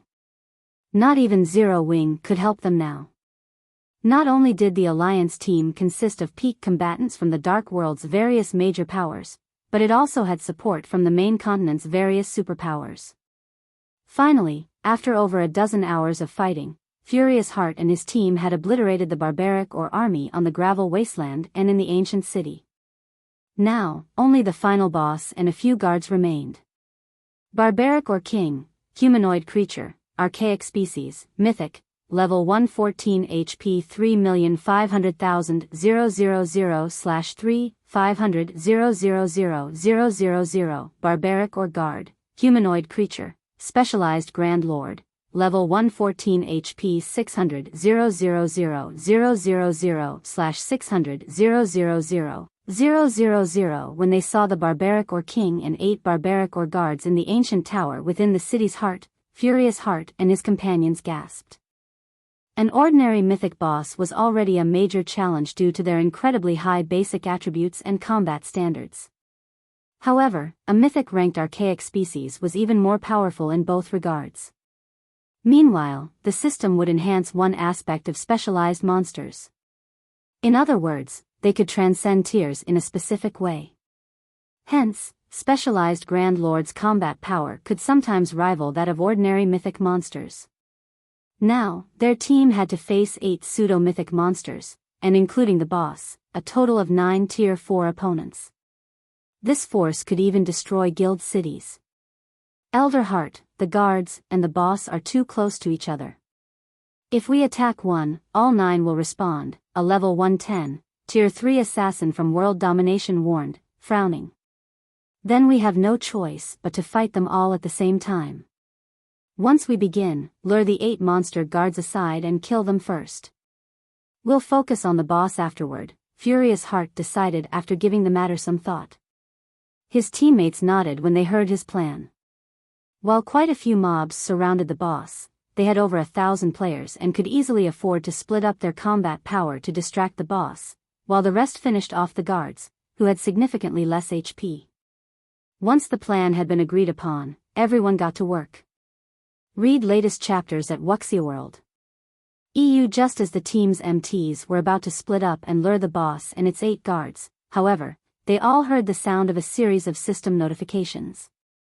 Ancient Gods Tower Region System Announcement. A team has successfully completed the trial of the Ancient Gods Tower's first floor.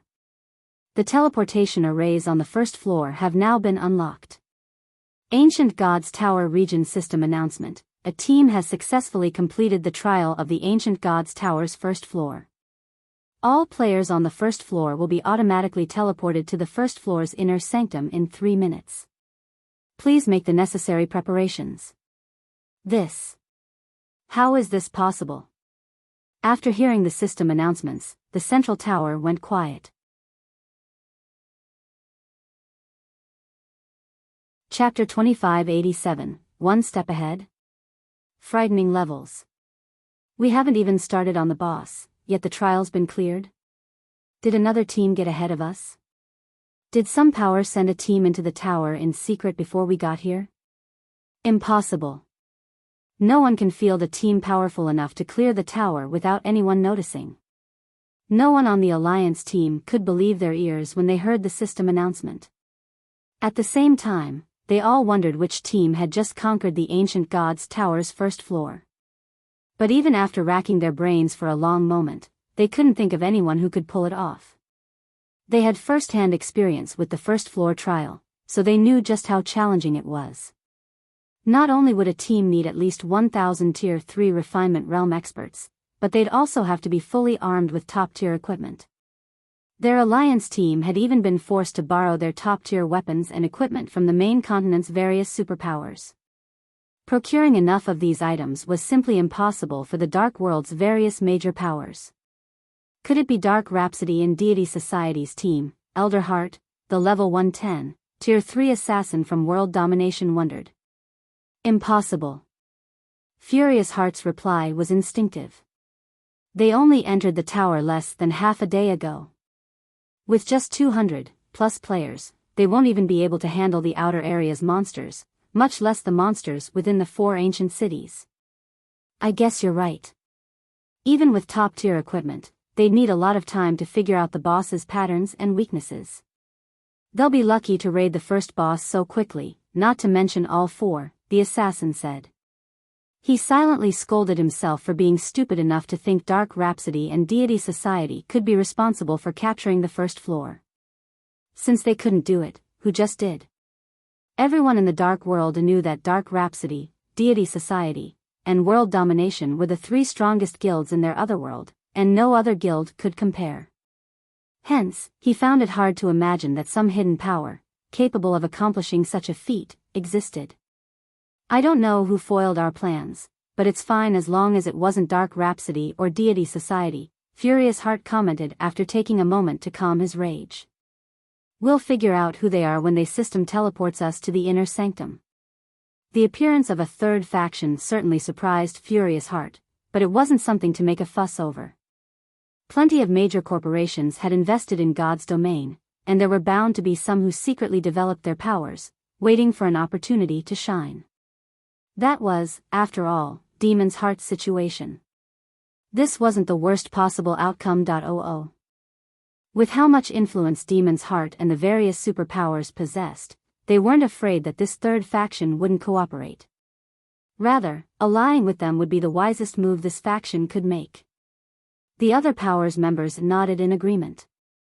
Their team represented the majority of the Dark World's major powers. Refusing to cooperate would be tantamount to suicide. The Ancient Gods Tower wasn't the only way out of the Dark World, and players could contest for its ruling rights once a month. The easiest way to determine the tower's new owner once that month was up was to host a battle between players, not a simple contest of who could raid the tower the fastest. Shortly after Furious Heart fell silent, a teleportation array appeared under everyone's feet, sending all of them to the tower's inner sanctum. Ancient God's Tower, first floor's central hall. A flash of white light filled the central hall's plaza as all players on the first floor teleported in. The first floor's central hall was roughly the size of 3 sports stadiums. Aside from the stone golems that maintained security, the hall contained a large number of hotels, restaurants, and shops. This place could easily accommodate 100,000 players. Quick! Find those people. Furious Heart commanded as soon as he arrived. Although getting a clear view of the plaza with a glance was possible, they couldn't do anything to stop the third faction's members from fleeing. Players weren't allowed to fight within the Ancient God's Tower's inner sanctum, and players could freely use return scrolls in this area. However, the Alliance team members were stunned by what they found in their search for the mysterious third faction. Aside from Dark Rhapsody and Deity Society's 200+ members and themselves, the plaza was empty. Where are they? Furious Heart also looked around, confused. Have they already escaped? No. Impossible. Everyone teleported at the same time. Even if they used return scrolls the moment they arrived, we should have still seen them. While Furious Heart and his team frantically searched for this third faction, 2 figures approached them. However, Furious Heart and the others instinctively ignored them. The 2 figures were none other than Dark Rhapsody's Blue Rainbow and Deity Society's Elder Gold. Long time, no see, Elder Heart, Blue Rainbow greeted Furious Heart as she walked up to him. Long time, no see. If I recall, we met only a few days ago, Furious Heart rudely responded. He had visited the 2 guilds personally to persuade them to join with Demon's Heart. Blue Rainbow had received him when he visited Dark Rhapsody, but both guilds had foolishly and definitively refused Demon's Heart's goodwill, siding with Zero Wing instead. Furious Heart didn't doubt that these 2 were here to ridicule the Alliance team for failing to capture the Ancient God's Tower's first floor. Is such behavior necessary, Elder Heart? I am only here to pass on a message from Guild Leader Black Flame, Blue Rainbow said, unfazed by man's attitude. Relay a message? I hadn't realized that Dark Rhapsody's honorary elder had become Zero Wing's errand girl. The world really has changed, Furious Heart said, sneering. That's right, the world has changed. Some people just refuse to acknowledge it, Blue Rainbow responded, not angered in the least by Furious Heart's provocation. Chuckling, she continued, Guild Leader Black Flame's message is simple. Develop yourselves quietly, and don't cause unnecessary trouble. If you refuse, there will be consequences. Consequences? With just Zero Wing strength?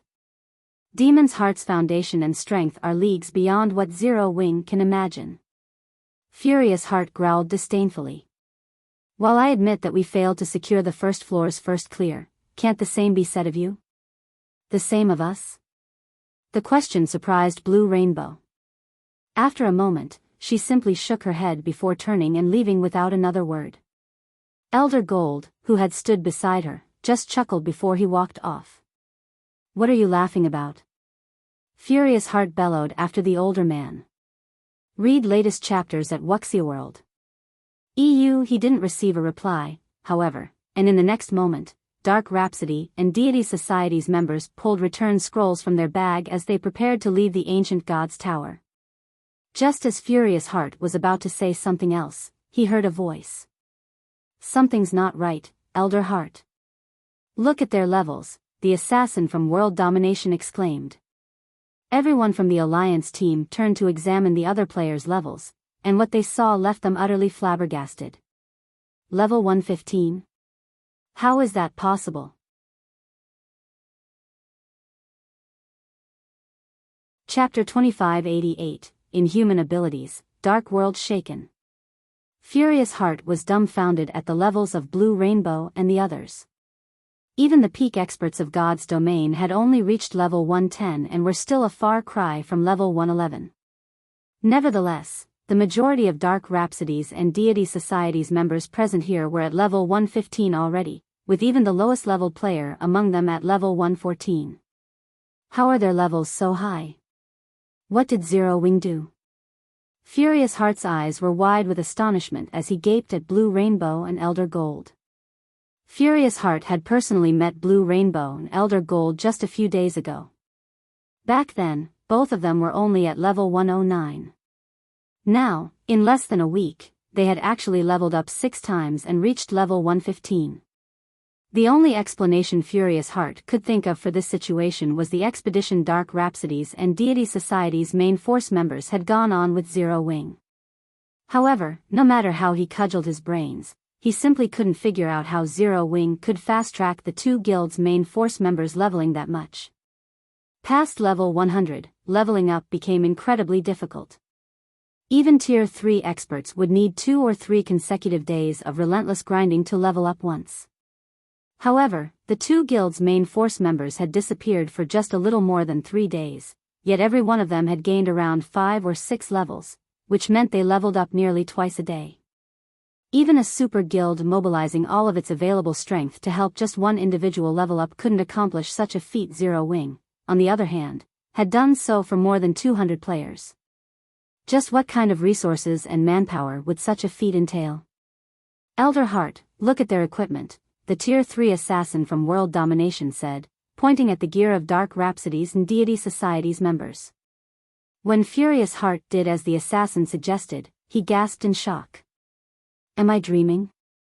Furious Heart muttered. Previously, his attention had been fully occupied with searching for the supposed third faction that had captured the ancient god's tower, hence, he had instinctively ignored the members of Dark Rhapsody and Deity Society. However, after scrutinizing the 2 guilds' members, he noticed that the majority of them wore secret silver equipment mixed in with some fine gold and dark gold equipment. In terms of rank, the 2 guilds' members' equipment couldn't even compete against that of the Alliance team members, who were fully geared in fine gold equipment. However, Furious Heart still felt an incredibly powerful pressure coming from the 2 guilds' members. Logically, this shouldn't be possible even with a 5-level disparity. The only explanation Furious Heart could think of for this situation was that the 2 guilds members boasted level 115 plus weapons and equipment. In terms of basic attributes, level 110 secret silver equipment was roughly equal with level 105 fine gold equipment. Meanwhile, although players would gain some basic attributes from leveling up 5 times, the increase wouldn't rest in a huge gap in basic attributes. At the very least, there needed to be a 1-rank difference for such a disparity to exist. Hence, the only logical explanation was that the secret silver equipment Dark Rhapsody and Deity Society's members were using was level 115. Currently, level 110 equipment was incredibly rare even for the various superpowers, while level 115 equipment was something nobody dared to dream of obtaining right now. After all, obtaining level 115 equipment required killing level 115 plus monsters. And generally, only monsters at the Great Lord rank or above had a chance of dropping secret, silver equipment. Meanwhile, all 200 plus members of Dark Rhapsody and Deity Society's team were fully geared in level 115 secret, silver equipment or better. This was simply ridiculous. Guild leader, it seems we really made the wrong choice. The level 110 assassin from World Domination could not help a bitter smile as he gazed at Blue Rainbow and the others. A third faction capturing the ancient god's tower? That was merely their arbitrary wish. In reality, the ones responsible for capturing the ancient god's tower were none other than the joint team of Dark Rhapsody and Deity Society. However, the only reason why the 2 guilds succeeded was Zero Wing's help. Meanwhile, just because of Zero Wing's help, Dark Rhapsody and Deity Society had gone from being inferior to World Domination to surpassing World Domination by a large margin. In fact, Dark Rhapsody and Deity Society were now at a level where World Domination could only look up to them in awe.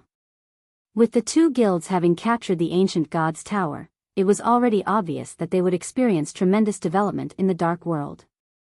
In the future, the 2 guilds would definitely become the rulers of the Dark World. Meanwhile, after their conquest of the ancient god's tower, Blue Rainbow and Elder Gold did not place any more attention on the tower, making their way back to their respective headquarters to rest instead. After all, they didn't need to manage the tower. Currently, the only option the Dark World's various powers and players had to leave the Dark World was the teleportation gate connected to Cold Spring Forest.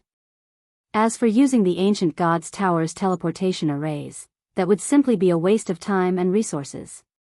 After all, they would first have to transit through another otherworld to get to the main continent. Shortly after Blue Rainbow and the others left the Central Hall, news of Dark Rhapsody and Deity Society capturing the ancient god's tower also started spreading like wildfire across the entire Dark World. For a time, the Dark World was in an uproar. How is this possible? Didn't they say that Demon's Heart allied with the various major powers to raid the ancient god's tower? Those two guilds are that strong now? Dark Rhapsody and Deity Society actually took control of the ancient god's tower. With this, it seems that everyone in the Dark World will have to listen to those two guilds. Seeing as not many people are joining those two guilds now, let's use this opportunity to join them quickly, while we can still do so easily. At the news of Dark Rhapsody and Deity Society's achievement, some players celebrated while others felt disappointed. Nobody had ever entertained the thought of such an outcome. The alliance that Demon's Heart formed with the Dark World's various major powers had actually suffered defeat.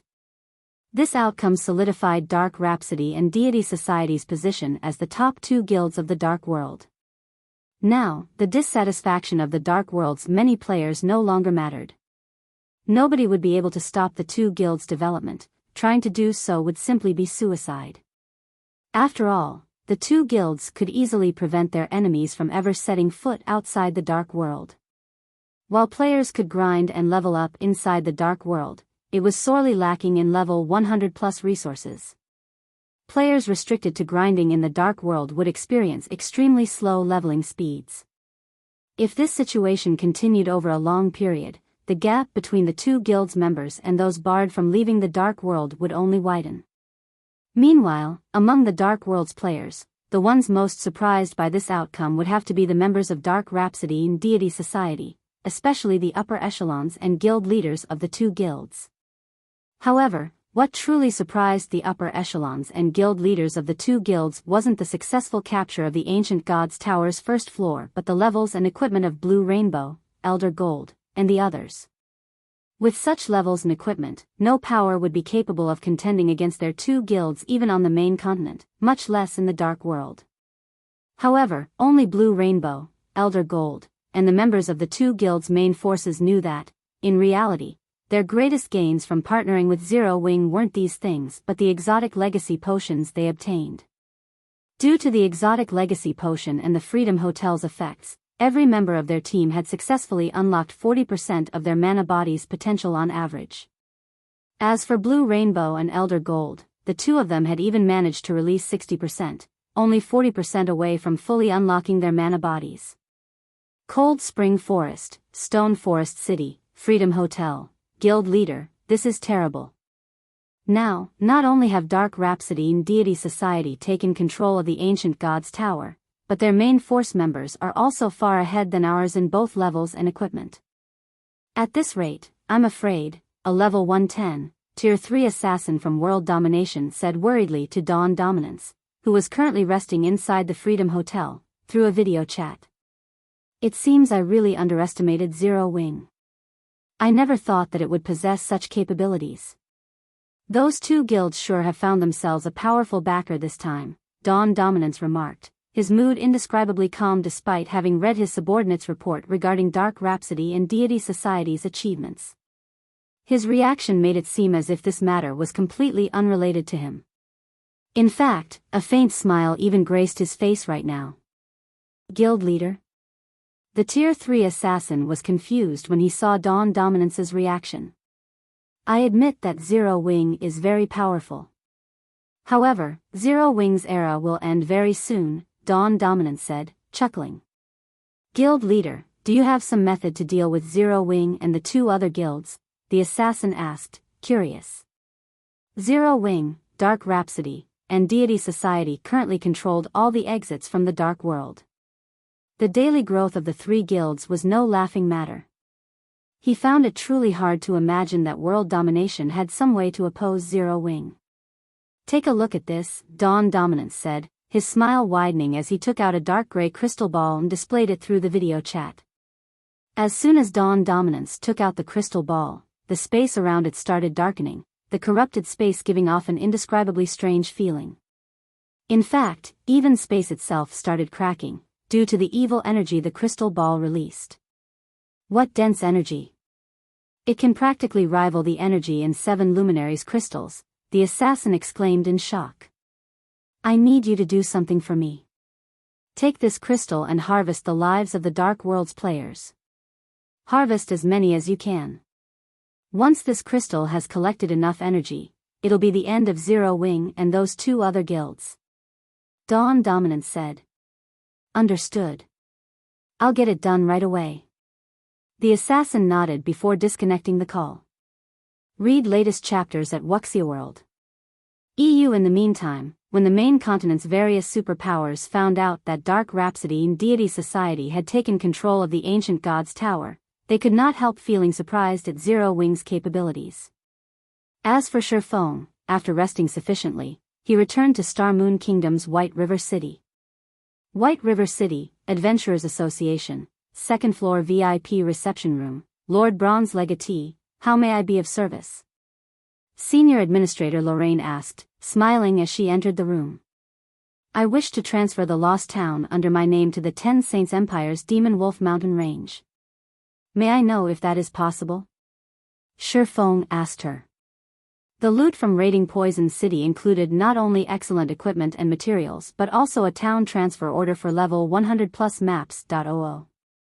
Now that Stone Forest City had already taken root in Cold Spring Forest, it should not be moved casually. However, to ensure that he could travel between the 2 main continents consistently, he needed to establish a stronghold in the Demon Wolf Mountain Range as well. Moreover, this stronghold had to remain a secret. After giving the matter some thought, he felt that the Lost Town was the best option.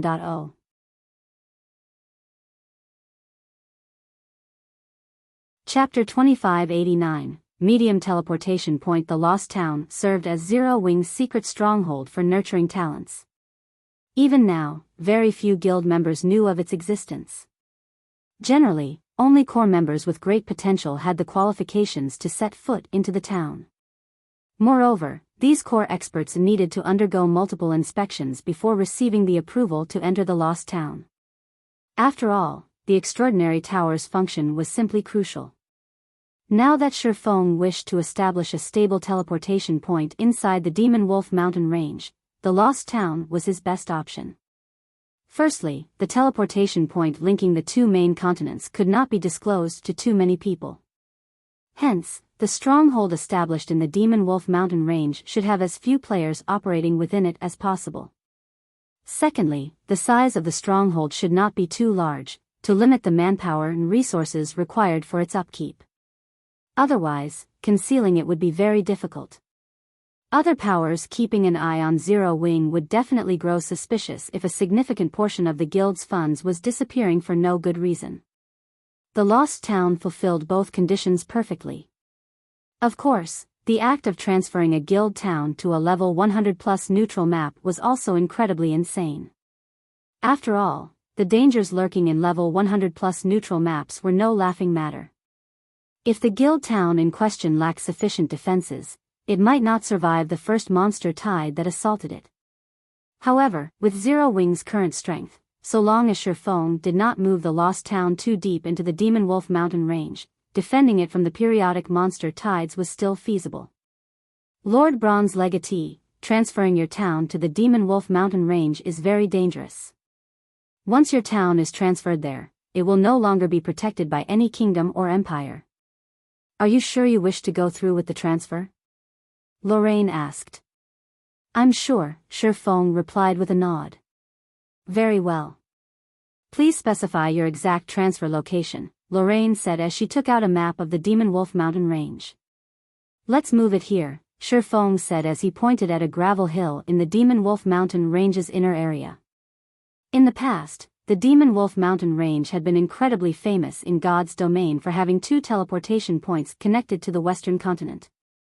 However, unlike the first teleportation point Shifeng secured, which was the magic gate hidden beneath the frozen lake. The second teleportation point was a medium teleportation point with special circumstances. The medium teleportation point was inside a demon wolf den.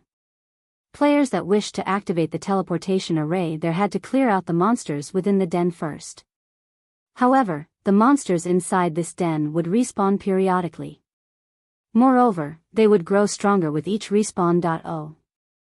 In addition, nobody could truly take control of the teleportation point, so once the gate was activated, any player could make use of the gate so long as they had sufficient magic crystals. Due to this reason, the various superpowers had desperately fought to monopolize this teleportation point. The fires of war had never once ceased after the teleportation gate's discovery. Even after a decade had passed in God's domain, the situation surrounding the teleportation point remained extremely volatile. Currently, Shifeng was urgently trying to secure more teleportation points linking the two main continents. However, he would need to invest a lot of time if he wished to activate and secure the other teleportation points he knew of, as activating those teleportation points involved a series of quests. Either that or the teleportation points were small ones that could send only a handful of players with each use. Hence, the medium teleportation point located in the Demon Wolf Mountain Range was his only option. Moreover, the Demon Wolf Mountain Range's medium teleportation point was in a level 120+ area, which was still a blind spot for current superpowers. He could use this opportunity to thoroughly stabilize his rule over the area. Thus, going for this teleportation point wasn't a particularly bad choice. Location verified.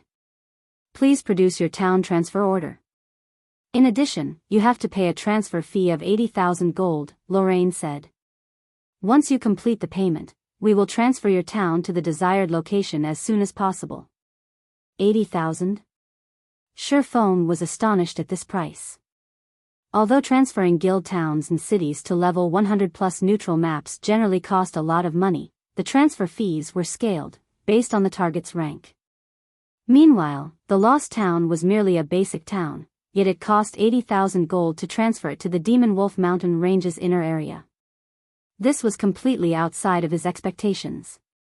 If he were transferring a basic city instead of a basic town, the transfer would most likely bankrupt him. That's right. Not only is the location you have selected far, but it is also somewhat special. Hence, the transfer fee is slightly more expensive.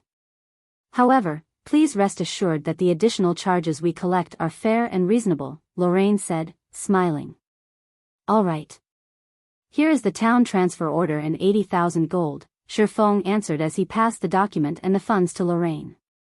He inwardly celebrated the fact that Stone Forest City had been raking in the profits recently.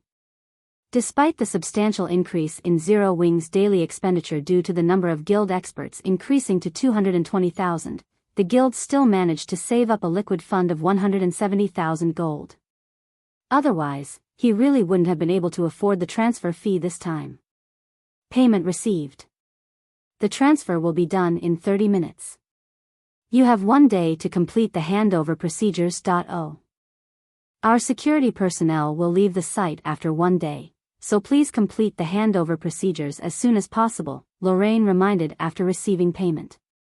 At the same time as Lorraine finished speaking, the Lost Town, in the distant Boneless Land, suddenly disappeared. Now, only a bunch of confused Zero Wing members remained in the barren wasteland. And in no time at all, Shifeng received a call request from Aqua Rose. Guild leader, big trouble. The Lost Town disappeared. Aqua Rose reported anxiously. The Lost Town was Zero Wing's secret training ground for nurturing expert players. Although the town currently housed only several hundred players, all the experts that successfully reached the Truth Realm were more adept at fighting against monsters than even Refinement Realm experts. The only problem was that the players being nurtured at the Lost Town were all very low-leveled newcomers. The majority of them hadn't even reached level 100 yet, much less tier 3. Nevertheless, so long as these players caught up in levels and tiers, they would become mainstays of Zero Wing. And with the help of these players, Zero Wing would finally gain the qualifications to stand toe-to-toe with the various superpowers.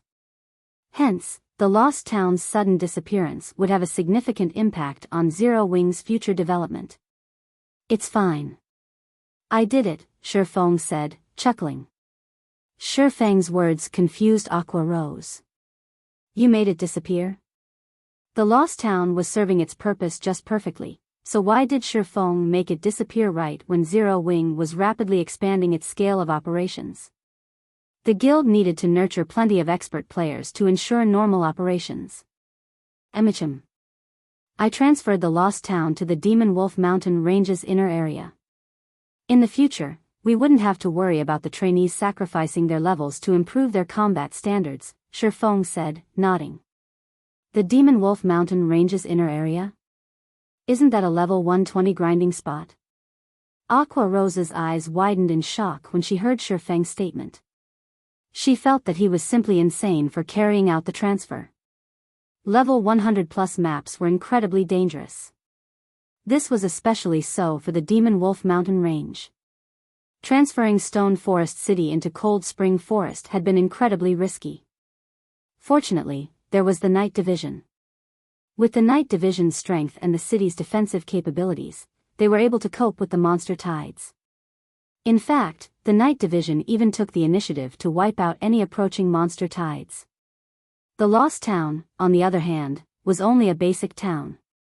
Its defensive capabilities were pitifully weak. Even though Zero Wing had strengthened the town repeatedly and constructed plenty of defense turrets and arrow towers as well as a defensive wall, the Lost Town was still a basic town. Without the protection of an NPC kingdom or empire, it would face destruction very quickly. Relax. It should be able to hold against the monster tides, Shifeng said, understanding Aqua Rose's concern. But that's a level 120 neutral map. Despite Shifeng's reassurance, Aqua Rose still could not help worrying. After all, the Lost Town did not have the protection of a Night Division. Right, how is the collection of the disabled guards coming along? Shifeng asked, changing the topic. The collection of the disabled guards is progressing relatively smoothly. We have over 100 of them already. As per your instructions, we gathered only those with growth potentials above 20. However, even the strongest one only has 32 growth potential, Aqua Rose said. Read latest chapters at Wuxia World. EU that many already? Shifeng was surprised when he heard Aqua Rose's report. Gather them all at the residence immediately. It's about time we put them to work. Previously, although he had strengthened plenty of personal guards using the Ancient Gods literature fragment, they were still far from sufficient for Zero Wing's needs. However, collecting the soul essences necessary for soul strengthening was not an easy task. Moreover, NPCs with high growth potential were incredibly rare. Since locating the last batch of NPCs until now, Zero Wing had barely found any NPCs with high growth potential. This could also be said to be the literature fragment's limitation. However, the Tree of Life's Water of Life was different. Not only could it raise the growth potential of NPCs slightly, but it could also resurrect dead NPCs or heal heavily injured NPCs within a short time. The Water of Life was mana from heaven for NPCs that had their growth potential drastically reduced due to heavy injuries. After Shifeng finished speaking, he took out a guild transfer scroll and immediately teleported back to Stone Forest City.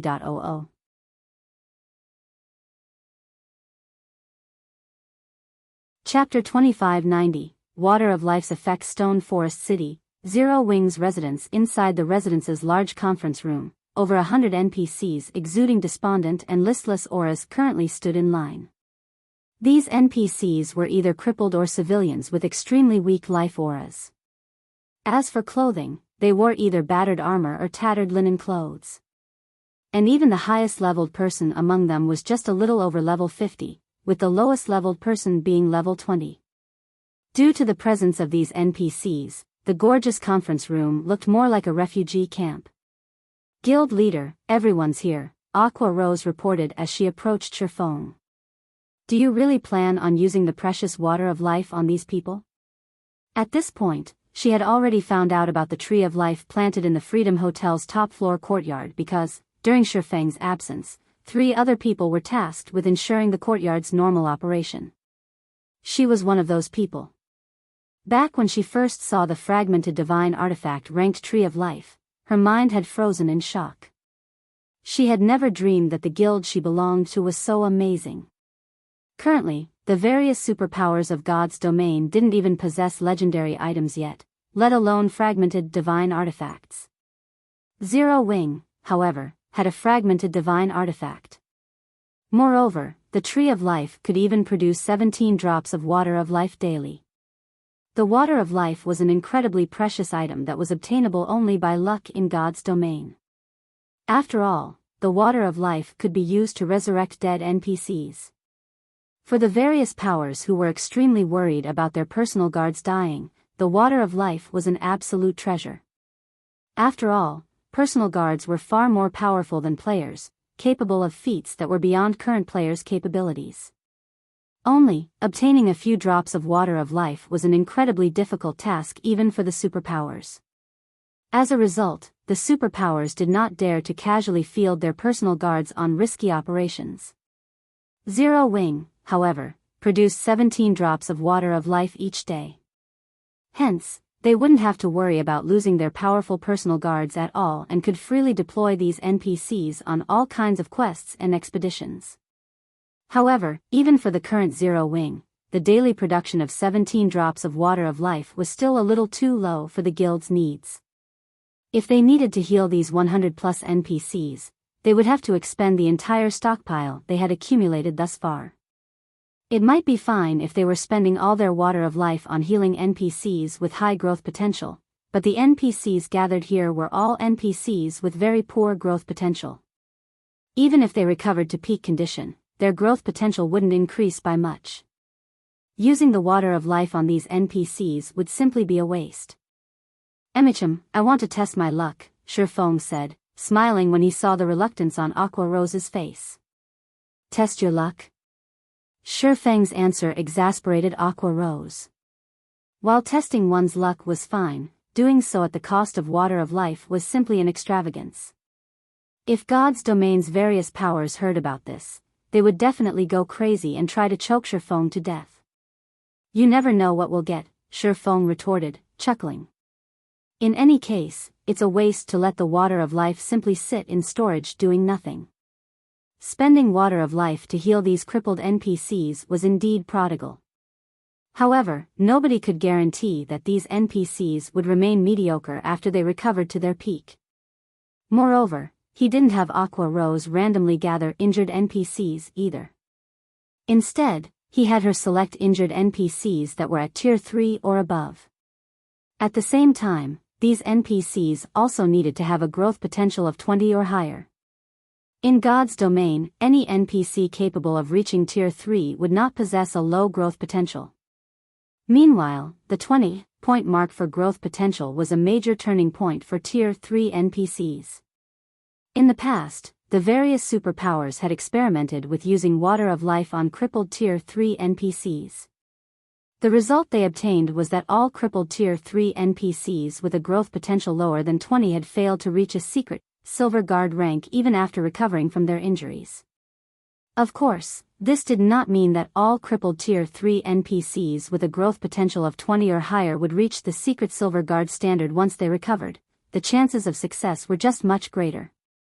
Fortunately, aside from Zero Wing, no other power was currently searching for such NPCs. As a result, Zero Wing managed to locate quite a number of these NPCs. And with the growth potentials of the gathered NPCs, the odds of there being excellent NPC guards among them were quite high. In fact, so long as 2 or 3 fine gold guards emerged among these 100+ NPCs, Zero Wing would have hit the jackpot. After all, NPCs capable of reaching the Dark Gold Guard standard were incredibly rare in God's domain. Although Shifeng had known about quite a few Dark Gold Guards during his previous life, he didn't know where to find them, as the superpowers had kept a tight lid on all information about those NPCs. He had only known about Kite's whereabouts and circumstances because Kite had originated from Star Moon Kingdom, and his owner was a merchant player with loose lips. Following which, Shifeng provided 1 drop of Water of Life to every NPC present, his actions giving Aqua Rose a heartache. Every drop of water of life was equivalent to the life of an NPC with high growth potential.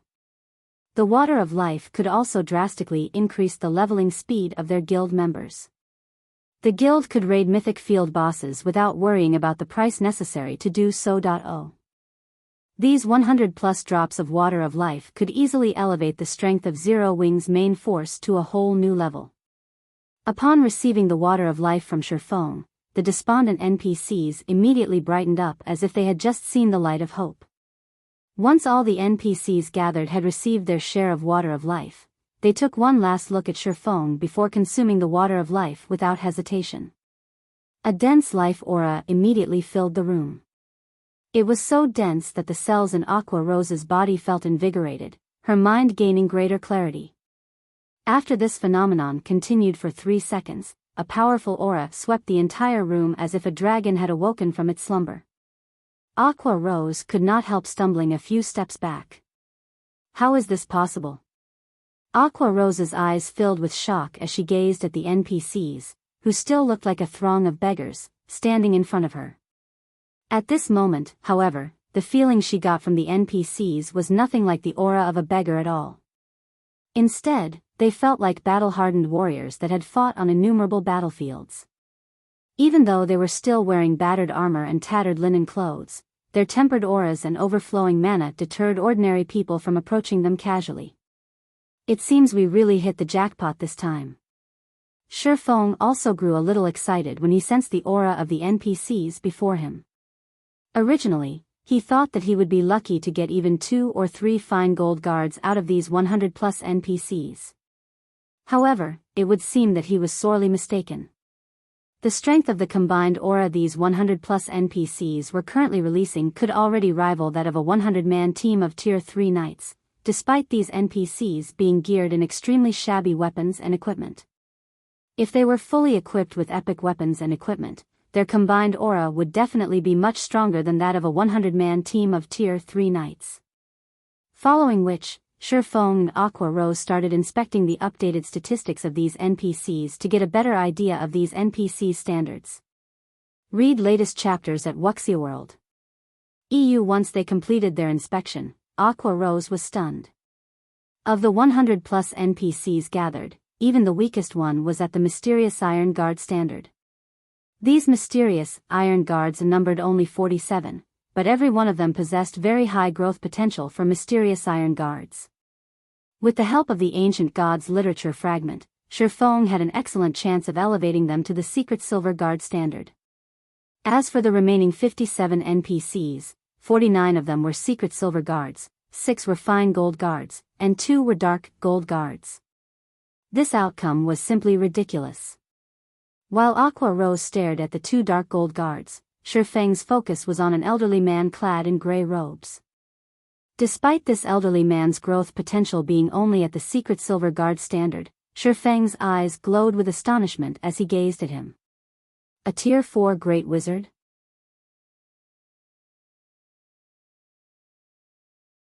Chapter 2591, Zero Wing's new residence. Shifeng could not believe his eyes as he gazed at the elderly man in grey before him. Tier 4. This was a bona fide powerhouse, an individual that stood at the apex of God's domain. Noticing Shifeng's shock, Aqua Rose's attention drifted to the Tier 4 Great Wizard. At first, she had been surprised, but disappointment quickly followed. She had just noticed the elderly man's growth potential. What a pity, Aqua Rose said, sighing. Tier 4 is amazing, but his secret silver ranked growth potential will hold him back. Normally, Bronze and Mysterious Iron Guards hit their limit at Tier 3. While Secret Silver Guards were stronger than Bronze and Mysterious Iron rank, they would hit a wall at Tier 4, with minuscule chances of making it to Tier 5. More of God's Domain's players hit Tier 3 every day, and it wouldn't be long before the various superpowers peak experts began to challenge their Tier 4 promotion quests. Once they completed those quests, Tier 4 NPCs' power would become quite limited, especially that of Tier 4 Secret Silver Guards. A Tier 4 Secret Silver Guard's combat power was only on par with a Tier 4 peak expert in full, top-tier equipment. They might be strong, but they weren't invincible. A pity? Shifeng shook his head and laughed, but he didn't bother to say more. We've gotten so lucky this time, guild leader. We now have 2 more dark gold guards, a guardian knight and an oracle. If your 2 guards participate, you could form a well-rounded raid party to take down high-ranked field bosses, Aqua Rose delightedly reported. Shifeng was one of White River City's counts, so he had the authority to recruit 4 personal guards. If he accepted these new dark gold guards, he could use his 4 guard slots to their maximum efficiency. Dark gold guards were incredibly rare. Most, if not all, superpowers didn't even have one. I'll pass on these 2 dark gold guards. You and Snow will each nurture one. Both of you are counts, too, so you should have some extra slots, Shifeng said, shaking his head. I'll take this gray-clad elder. Dark gold guards were extremely useful, especially when players wouldn't have to worry about dying. Forming a standard, 4-man raiding party with only dark gold or better guards would be a dream. However, he almost always operated alone. Rather than take the 2 dark gold guards for himself, Gentle Snow and Aqua Rose could make better use of them. The 2 women frequently led grinding teams and dungeon raids. A dark gold guard would greatly enhance their respective team's strength. But, guild leader, that elder is only a secret silver guard. Shifeng's decision surprised Aqua Rose. Shifeng was Zero Wing's guild leader, role model, and face. Even if he didn't want the 2 dark gold guards, he should, at least, take a fine gold guard. Picking a secret silver guard, even a tier 4 great wizard, would make him a laughingstock. A secret silver guard is quite powerful, Shifeng said, chuckling. He is also a tier 4 great wizard. He could serve as a magistrate in a major city in any kingdom or empire. He is a true powerhouse in God's domain. Aqua Rose only saw secret silver guards as worthless due to the fact that Zero Wing had more than 30 fine gold guards, but even the various superpowers wouldn't have more than 2 or 3 fine gold guards at this stage of the game. Some had even fewer than that. Normally, the various superpowers treated secret silver guards like their own children, not to mention a guard that had already reached tier 4. It should be known that secret silver guards only had a chance of reaching tier 4, their success wasn't guaranteed. Tier 4 wasn't just a major turning point for players, but for NPCs, as well. Reaching tier 4 was an incredible feat for all in God's domain. Not even fine gold guards were guaranteed to reach tier 4. They merely had a higher chance. Based on past players' collected statistics, fine gold guards only had a 30% chance of completing their tier 4 promotion quest. Dark gold guards' chances were roughly around 40%. Of course, even if a personal guard failed their tier 4 promotion quest, they could challenge it again. Players would only have to invest more resources to boost their strength. However, challenging the tier 4 promotion quests was a time-consuming process for both players and NPCs. Personal guards would have to wait a full month before they could challenge the quest after failing it. Hence, it was easy to imagine how much time it would take to nurture a tier 4 NPC. As for recruiting a tier 4 NPC as one's personal guard, that was simply unheard of. Shifeng hadn't heard of a single player recruiting a tier 4 NPC. At best, some had recruited tier 3 NPCs. If he revealed this elderly man's information, the various superpowers would likely die with envy. While the gray-clothed wizard's growth potential was somewhat lacking compared to dark gold guards, Shifeng wasn't concerned. He had plenty of items that could raise an NPC's growth potential, and this old man's was on the high end for secret silver guards. With a little effort, upgrading him to fine gold rank was entirely possible. Following which, Shifeng recruited the elderly man as one of his personal guards.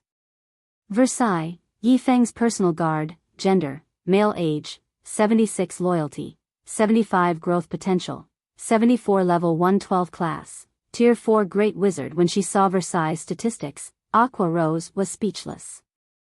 After recovering, the other tier 3 NPCs had climbed to, on average, level 120. The dark gold ranked guardian knight she had recruited was even level 121, yet Versailles was only 112. Versailles hadn't even reached the level required to challenge the Tier 4 promotion quest. He was also a much lower level than mainstream personal guards. It's almost time. The Lost Town's transfer should be complete by now. Gather the main force members immediately, as well as all of the potential newcomers and core members, who have signed our confidentiality contract. From now on, the Lost Town will be our developmental headquarters, Shifeng said as he glanced at the time. Is that all, guild leader? What about the Lost Town security? Aqua Rose asked worriedly. The Demon Wolf Mountain Range was a far more dangerous place than Cold Spring Forest, so defending a stronghold there would be a much greater challenge. Moreover, the Lost Town wasn't a basic city, only a basic town. Yet, Shifeng only wanted to station the guild's contracted recruits and core members. Even with the guild's main force, the town would only have around 5,000 players. It was far more than what they had stationed in the Lost Town before this, but the town had only occupied a pre-level 100 neutral map. The small number of high-level NPCs and players had been more than enough to deal with the occasional monster tide. However, they wouldn't have a level advantage in the Demon Wolf Mountain Range. Normally, security might have been a problem with so few members, but we have time now, Shifeng consoled his companion as he gestured to Versailles. With him there, we won't have to worry about security. But, he's only level 112 and a secret silver guard, Aqua Rose argued. Relax. He'll be more than enough, Shifeng said, not bothering to explain. Definitively, he continued, just relay the message. Alright, then. I'll go notify them, Aqua Rose despondently agreed, leaving to notify the guild members Shifeng had requested. Since he was so confident, insisting would be inappropriate. Before half an hour had passed, all of Zero Wing's contracted recruits and core members used the guild transfer scroll Shifeng had provided and arrived in the Lost Town, which had transformed into a wintry wonderland. Chapter 2592, Natural Training Ground. As Zero Wing's members teleported to the Lost Town's residence, the residence's plaza quickly became crowded. What is this place? Why do I feel like a foreign energy is trying to invade my body? My senses feel so dull, and I'm suddenly starving. Didn't the higher-ups say they were bringing us to a sacred training and leveling ground? What's going on here? My friends were still jealous that I got chosen to join the guild's special training, and they didn't, but why does this place feel lesser than Stone Forest City? Upon their arrival to the Lost Town, Zero Wing's new recruits and core members, all of whom had high potential, were curious about the situation, falling into heated discussions. The recruits were especially confused. They knew nothing about the Lost Town, and now, they had been thrown into such a harsh environment. They couldn't bring themselves to believe this was a sacred training ground. Just surviving in this town long-term would be a problem. The situation began to worry Aqua Rosen. The town's new location was nothing like what she had imagined. Even Tier 3 players like herself would struggle to survive here, much less the guild's latest trainees, who hadn't yet reached Tier 3. Needless to say, training and fighting the random monster tides would be nearly impossible. Players would be fortunate to exhibit their normal combat standards in such a severe area, much less improve their combat standards. During her previous visit to the Demon Wolf Mountain Range, she had stayed in the neutral map's outer region, where the environment hadn't been particularly harsh, but now that she stood in the inner region, she felt sluggish, and her senses had considerably dulled. The constant hunger assaulting her mind and body was also quite uncomfortable. Most importantly, the mana here felt like an icy hell.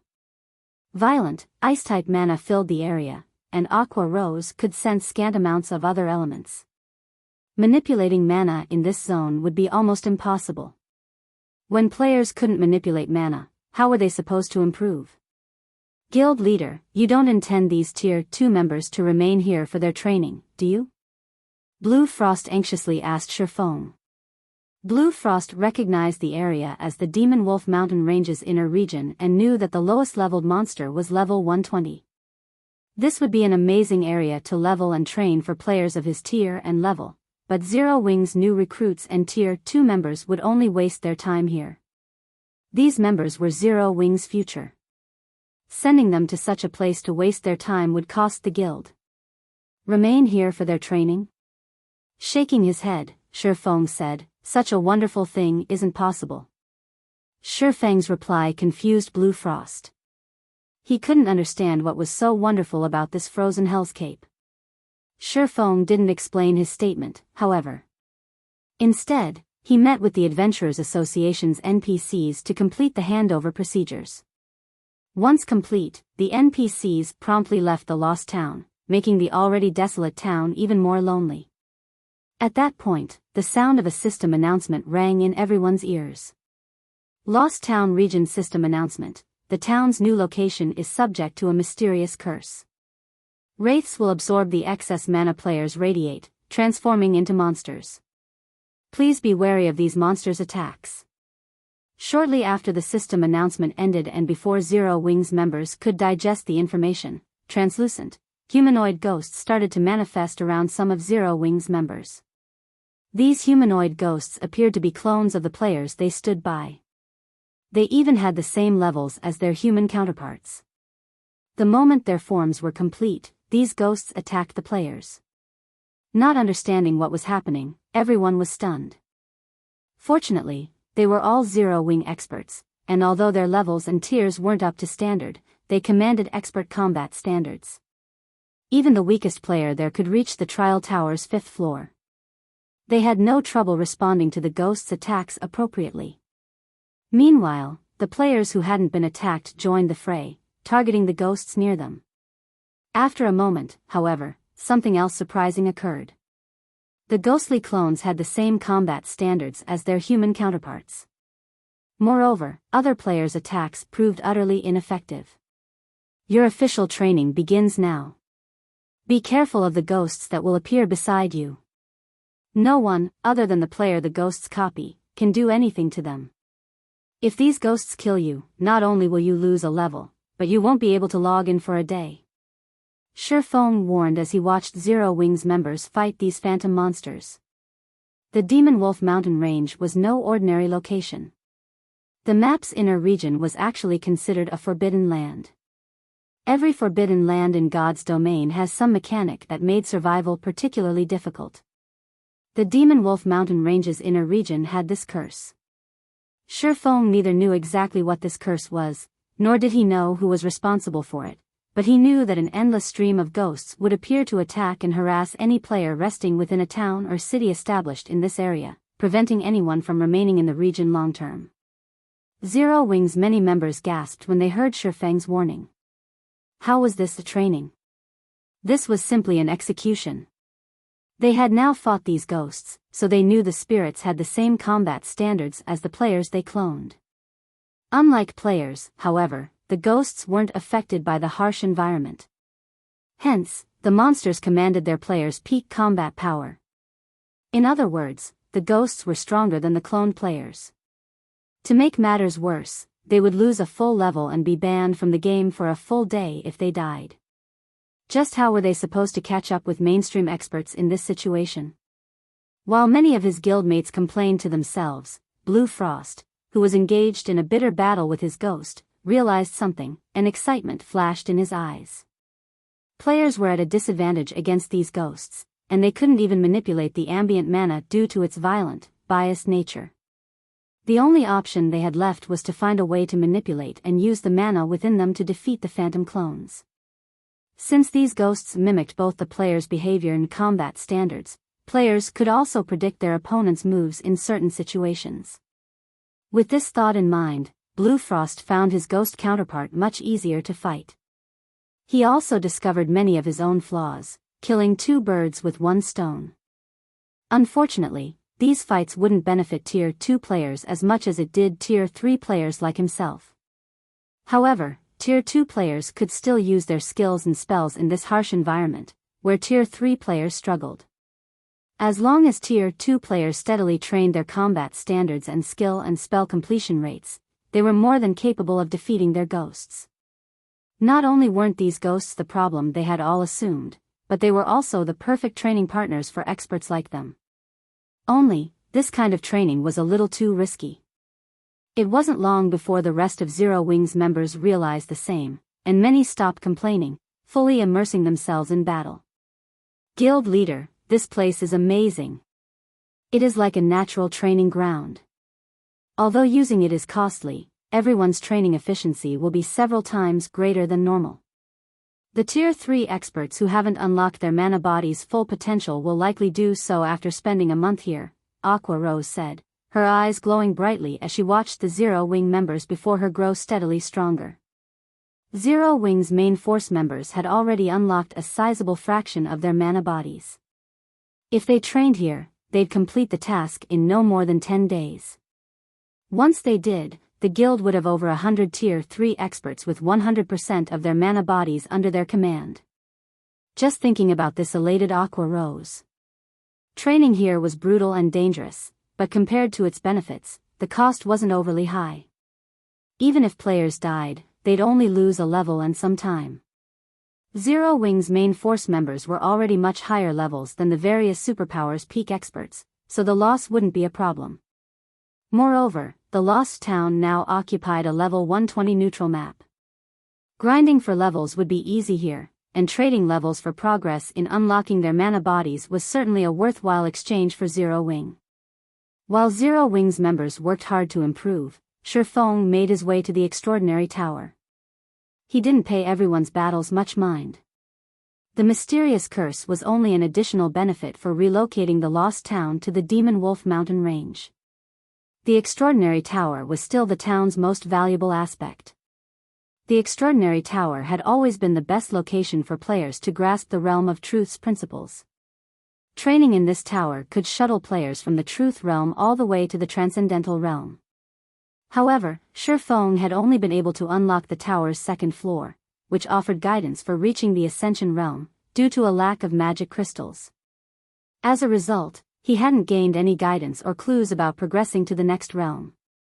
Now, however, Zero Wing's magic crystal income had skyrocketed due to Stone Forest City's popularity and the Dark World's teleportation gate.0. After the past few days, the two sources had provided more than 300,000 magic crystals, utterly surpassing Shifeng's expectations. And this now allowed Shifeng to unlock the Extraordinary Tower's third floor. Once he reached the tower, Shifeng called up the tower's interface and unlocked the third floor. As he did, he heard the sound of a system notification. System, the Extraordinary Tower's first 2 floors have already been unlocked. Do you wish to pay 1 million magic crystals to unlock the third floor? Unlock it. Chapter 2593, Extraordinary Tower's third floor. Unlocked the instant Shifeng chose to unlock the Extraordinary Tower's third floor. 1 million magic crystals disintegrated inside his bag, transforming into a stream of mana that flowed into the tower itself. As the torrent of mana flowed into the Extraordinary Tower, the carved divine runes on the inner walls lit up and repaired themselves.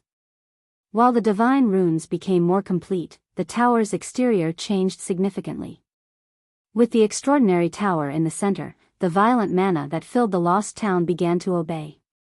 The mana around the tower became denser, and the tower itself released an old, sacred aura that spread throughout the town, instilling anyone it touched with serenity. What an amazing aura! My hungers even disappeared. That's not all. My mind feels much clearer, and my stamina and concentration have begun to recover, as well. I feel like I can fight these ghosts for an entire day without rest. As the sacred aura filled the town, Zero Wing's fighting members rejoiced. They had been at an absolute disadvantage against their ghost counterparts, and they had known death was only a matter of time. The foreign energy was corroding their bodies too quickly. However, the situation had changed. Although their surroundings still lacked any elemental mana other than ice, this sacred aura had cleansed the area of foreign energy. As a result, their minds had cleared during their fight, which would prolong their survival. Meanwhile, every ghost had spawned with a mana life buff, which indicated their remaining lifespan and only had a 6-hour duration. If they could last against these phantoms for more than 6 hours, the ghosts would automatically disappear, even if they couldn't defeat them. In addition, Shifeng had informed them that these ghosts only appeared for each player once a day. If they held on for the full 6 hours, they could spend the rest of their day resting easy in the Lost Town. Of course, players who wanted to dedicate themselves to growing stronger, especially those with high combat standards, wouldn't be satisfied with 6 hours of training. As a result, these players cherished their 6-hour combat session even more than the rest. Moreover, ghosts wouldn't appear for everyone. At the end of the day, these ghosts' appearances were the result of a curse. The stronger a player was, the less effective the curse would be. Ghosts might not even appear for the stronger players and would almost never appear for players who had already unlocked their mana body's full potential. While everyone was surprised and elated about the new changes to the Lost Town, the Extraordinary Tower's sacred aura had finally filled the town. At the same time, a translucent barrier formed around the Lost Town, isolating it completely. This barrier also calmed the violent, ice-type mana in the town, creating a stable mana environment. The mana wasn't very dense, but it was enough to clear the players' minds of unhelpful thoughts. What did the guild leader do? Aqua Rose was shocked when she sensed the changes. She had felt this strange sensation before. To be precise, she had experimented with it during her travels within the Starlight Fortress's Legacy Gate. The only difference was the town's much lower mana density, which resulted in a much smaller boost to her mental capacity. Overall, the Lost Town's training efficiency was barely 1/3 of the Legacy Gate's.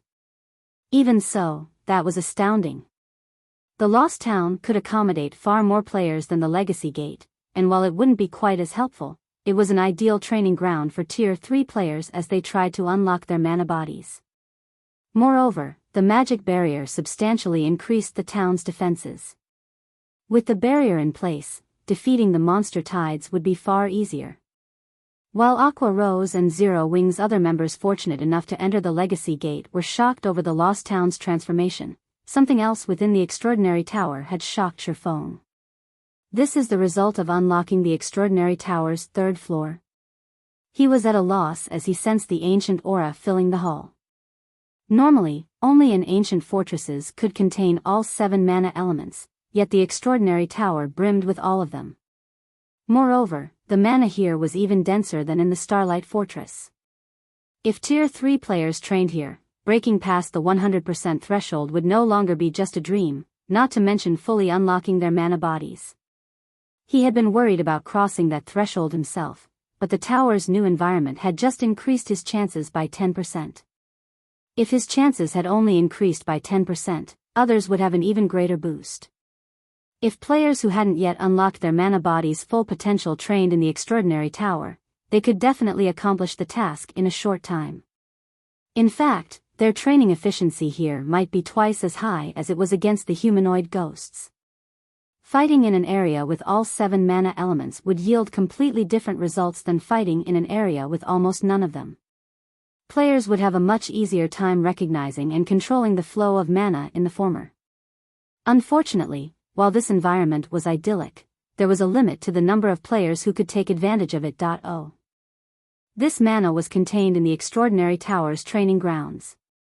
The 1st floor could only accommodate 100 people at a time, while 50 could fit on the 2nd floor, and only 10 would fit on the 3rd. In total, only 160 people could use the Extraordinary Tower at the same time. That was only under ideal circumstances. In reality, far fewer players could train in the Extraordinary Tower at a time. If players wanted to use the 2nd or 3rd floors, they'd have to clear the previous floors first. Shifeng didn't give the matter much thought before he instructed Zero Wing's main force members to train in the tower during their free time and to ignore level grinding and raiding monster dens. Unlocking their mana bodies was far more important than raiding monster dens and level grinding.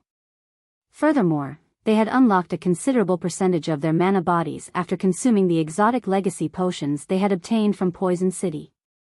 Normally, unlocking their mana bodies would require, at most, 2 full weeks, but with the tower's 3rd floor unlocked, they could accomplish the feat in even less time.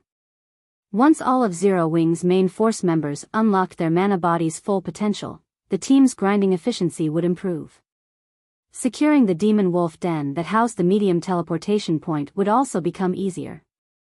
With his guildmates desperately training, Shifeng made his way to the tower's 2nd floor to begin his ascent. He had reached his limit during his last visit to the Extraordinary Tower's 2nd floor, unable to improve further regardless of how hard he had tried. Even after creating Sword's transmigration, he hadn't been able to reach the top of the second-floor staircase and had been thrown after reaching the 30th step. Now, however, he had fully unlocked his mana body and gained a newfound understanding of mana. He had even learned a mana technique, and he was ready to challenge the second floor again to push himself through that final barrier. Neither his Tier 4 promotion quest nor the Divine Dragon's trial would be easy to complete. If he failed, he would suffer unimaginable consequences.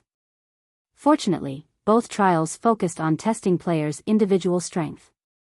Advancing through the realms of truth would undoubtedly provide immense help in both upcoming trials. This was why he had decided to activate the Extraordinary Tower's third floor now. Read latest chapters at Wuxia World. EU controlling his emotions, Shifeng climbed the first step on the second floor staircase.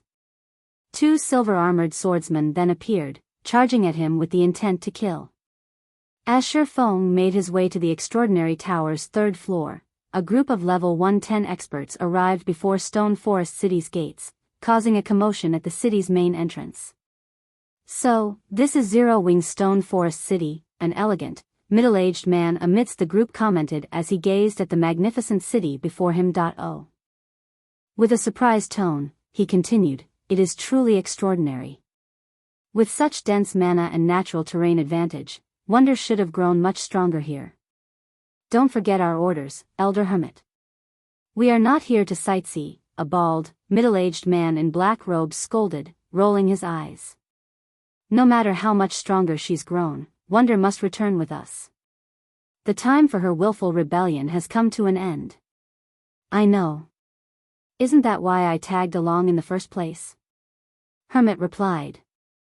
Instead of getting upset at the bald man's comment, he breathed a deep sigh as he led his team into Stone Forest City.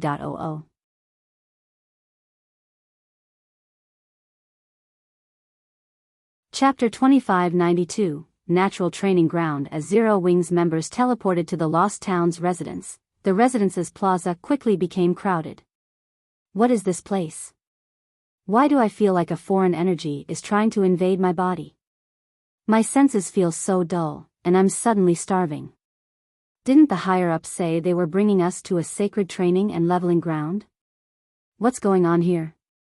My friends were still jealous that I got chosen to join the guild's special training, and they didn't, but why does this place feel lesser than Stone Forest City?" Upon their arrival to the Lost Town, Zero Wing's new recruits and core members, all of whom had high potential, were curious about the situation, falling into heated discussions. The recruits were especially confused. They knew nothing about the Lost Town, and now, they had been thrown into such a harsh environment. They couldn't bring themselves to believe this was a sacred training ground. Just surviving in this town long-term would be a problem. The situation began to worry Aqua Rosen. The town's new location was nothing like what she had imagined. Even Tier 3 players like herself would struggle to survive here, much less the guild's latest trainees, who hadn't yet reached Tier 3. Needless to say, training and fighting the random monster tides would be nearly impossible. Players would be fortunate to exhibit their normal combat standards in such a severe area, much less improve their combat standards. During her previous visit to the Demon Wolf Mountain Range, she had stayed in the neutral map's outer region, where the environment hadn't been particularly harsh, but now that she stood in the inner region, she felt sluggish, and her senses had considerably dulled. The constant hunger assaulting her mind and body was also quite uncomfortable. Most importantly, the mana here felt like an icy hell. Violent, ice-type mana filled the area, and Aqua Rose could sense scant amounts of other elements. Manipulating mana in this zone would be almost impossible. When players couldn't manipulate mana, how were they supposed to improve? "Guild leader, you don't intend these Tier 2 members to remain here for their training, do you?" Blue Frost anxiously asked Shifeng. Blue Frost recognized the area as the Demon Wolf Mountain Range's inner region and knew that the lowest leveled monster was level 120. This would be an amazing area to level and train for players of his tier and level, but Zero Wing's new recruits and Tier 2 members would only waste their time here. These members were Zero Wing's future. Sending them to such a place to waste their time would cost the guild. Remain here for their training? Shaking his head, Shifeng said, such a wonderful thing isn't possible. Shifeng's reply confused Blue Frost. He couldn't understand what was so wonderful about this frozen hellscape. Shifeng didn't explain his statement, however. Instead, he met with the Adventurers Association's NPCs to complete the handover procedures. Once complete, the NPCs promptly left the lost town, making the already desolate town even more lonely. At that point, the sound of a system announcement rang in everyone's ears. Lost Town Region System Announcement. The town's new location is subject to a mysterious curse. Wraiths will absorb the excess mana players radiate, transforming into monsters. Please be wary of these monsters' attacks. Shortly after the system announcement ended and before Zero Wings members could digest the information, translucent, humanoid ghosts started to manifest around some of Zero Wings members. These humanoid ghosts appeared to be clones of the players they stood by. They even had the same levels as their human counterparts. The moment their forms were complete, these ghosts attacked the players. Not understanding what was happening, everyone was stunned. Fortunately, they were all Zero Wing experts, and although their levels and tiers weren't up to standard, they commanded expert combat standards. Even the weakest player there could reach the trial tower's 5th floor. They had no trouble responding to the ghosts' attacks appropriately. Meanwhile, the players who hadn't been attacked joined the fray, targeting the ghosts near them. After a moment, however, something else surprising occurred. The ghostly clones had the same combat standards as their human counterparts. Moreover, other players' attacks proved utterly ineffective. Your official training begins now. Be careful of the ghosts that will appear beside you. No one, other than the player the ghosts copy, can do anything to them.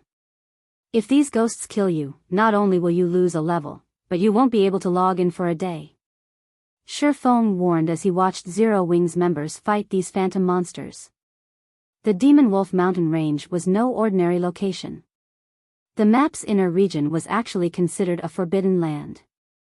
Every forbidden land in God's domain has some mechanic that made survival particularly difficult. The Demon Wolf Mountain Range's inner region had this curse.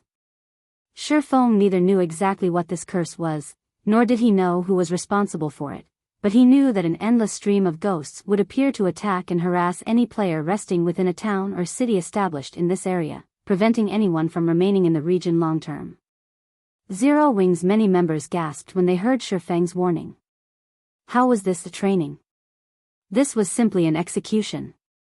They had now fought these ghosts, so they knew the spirits had the same combat standards as the players they cloned. Unlike players, however, the ghosts weren't affected by the harsh environment. Hence, the monsters commanded their players' peak combat power.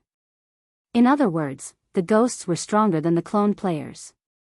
To make matters worse, they would lose a full level and be banned from the game for a full day if they died. Just how were they supposed to catch up with mainstream experts in this situation? While many of his guildmates complained to themselves, Blue Frost, who was engaged in a bitter battle with his ghost, realized something, and excitement flashed in his eyes. Players were at a disadvantage against these ghosts, and they couldn't even manipulate the ambient mana due to its violent, biased nature. The only option they had left was to find a way to manipulate and use the mana within them to defeat the phantom clones. Since these ghosts mimicked both the players' behavior and combat standards, players could also predict their opponent's moves in certain situations. With this thought in mind, Blue Frost found his ghost counterpart much easier to fight. He also discovered many of his own flaws, killing 2 birds with 1 stone. Unfortunately, these fights wouldn't benefit Tier 2 players as much as it did Tier 3 players like himself. However, Tier 2 players could still use their skills and spells in this harsh environment, where Tier 3 players struggled. As long as Tier 2 players steadily trained their combat standards and skill and spell completion rates, they were more than capable of defeating their ghosts. Not only weren't these ghosts the problem they had all assumed, but they were also the perfect training partners for experts like them. Only, this kind of training was a little too risky. It wasn't long before the rest of Zero Wings members realized the same, and many stopped complaining, fully immersing themselves in battle. Guild leader, this place is amazing. It is like a natural training ground. Although using it is costly, everyone's training efficiency will be several times greater than normal. The Tier 3 experts who haven't unlocked their mana body's full potential will likely do so after spending a month here, Aqua Rose said, her eyes glowing brightly as she watched the Zero Wing members before her grow steadily stronger. Zero Wing's main force members had already unlocked a sizable fraction of their mana bodies. If they trained here, they'd complete the task in no more than 10 days. Once they did, the guild would have over 100 Tier 3 experts with 100% of their mana bodies under their command. Just thinking about this elated Aqua Rose. Training here was brutal and dangerous, but compared to its benefits, the cost wasn't overly high. Even if players died, they'd only lose a level and some time. Zero Wing's main force members were already much higher levels than the various superpowers peak experts, so the loss wouldn't be a problem. Moreover, the Lost Town now occupied a level 120 neutral map. Grinding for levels would be easy here, and trading levels for progress in unlocking their mana bodies was certainly a worthwhile exchange for Zero Wing. While Zero Wing's members worked hard to improve, Shifeng made his way to the Extraordinary Tower. He didn't pay everyone's battles much mind. The mysterious curse was only an additional benefit for relocating the Lost Town to the Demon Wolf Mountain range. The Extraordinary Tower was still the town's most valuable aspect. The Extraordinary Tower had always been the best location for players to grasp the Realm of Truth's principles. Training in this tower could shuttle players from the Truth Realm all the way to the Transcendental Realm. However, Shifeng had only been able to unlock the tower's second floor, which offered guidance for reaching the Ascension Realm, due to a lack of magic crystals. As a result, he hadn't gained any guidance or clues about progressing to the next realm. Read latest chapters at Wuxia World. EU now, however, Zero Wing's magic crystal income had skyrocketed due to Stone Forest City's popularity and the Dark World's teleportation gate. After the past few days, the two sources had provided more than 300,000 magic crystals, utterly surpassing Shifeng's expectations. And this now allowed Shifeng to unlock the Extraordinary Tower's third floor. Once he reached the tower, Shifeng called up the tower's interface and unlocked the third floor. As he did, he heard the sound of a system notification. System, the Extraordinary Tower's first 2 floors have already been unlocked. Do you wish to pay 1 million magic crystals to unlock the third floor? Unlock it.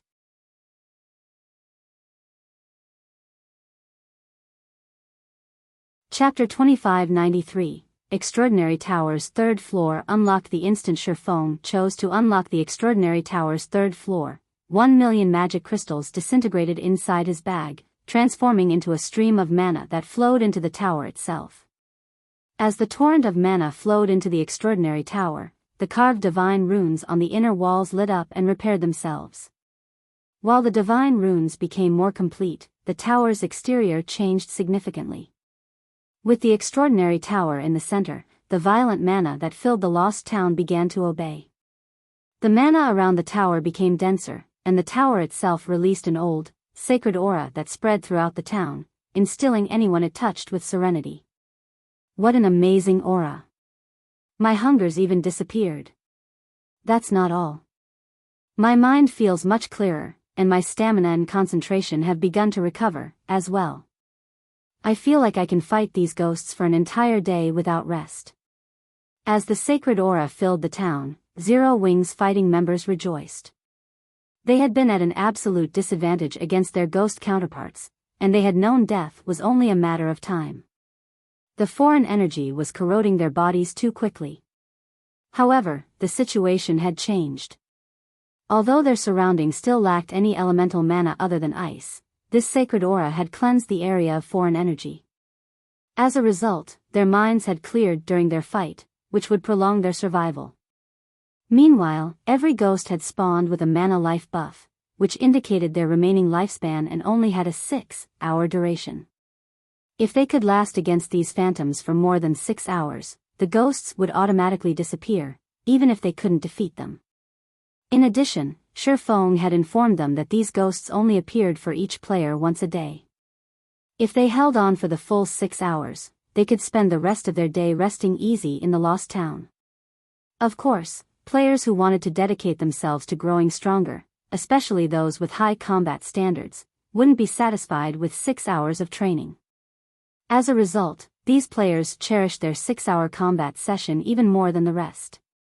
Moreover, ghosts wouldn't appear for everyone. At the end of the day, these ghosts' appearances were the result of a curse. The stronger a player was, the less effective the curse would be.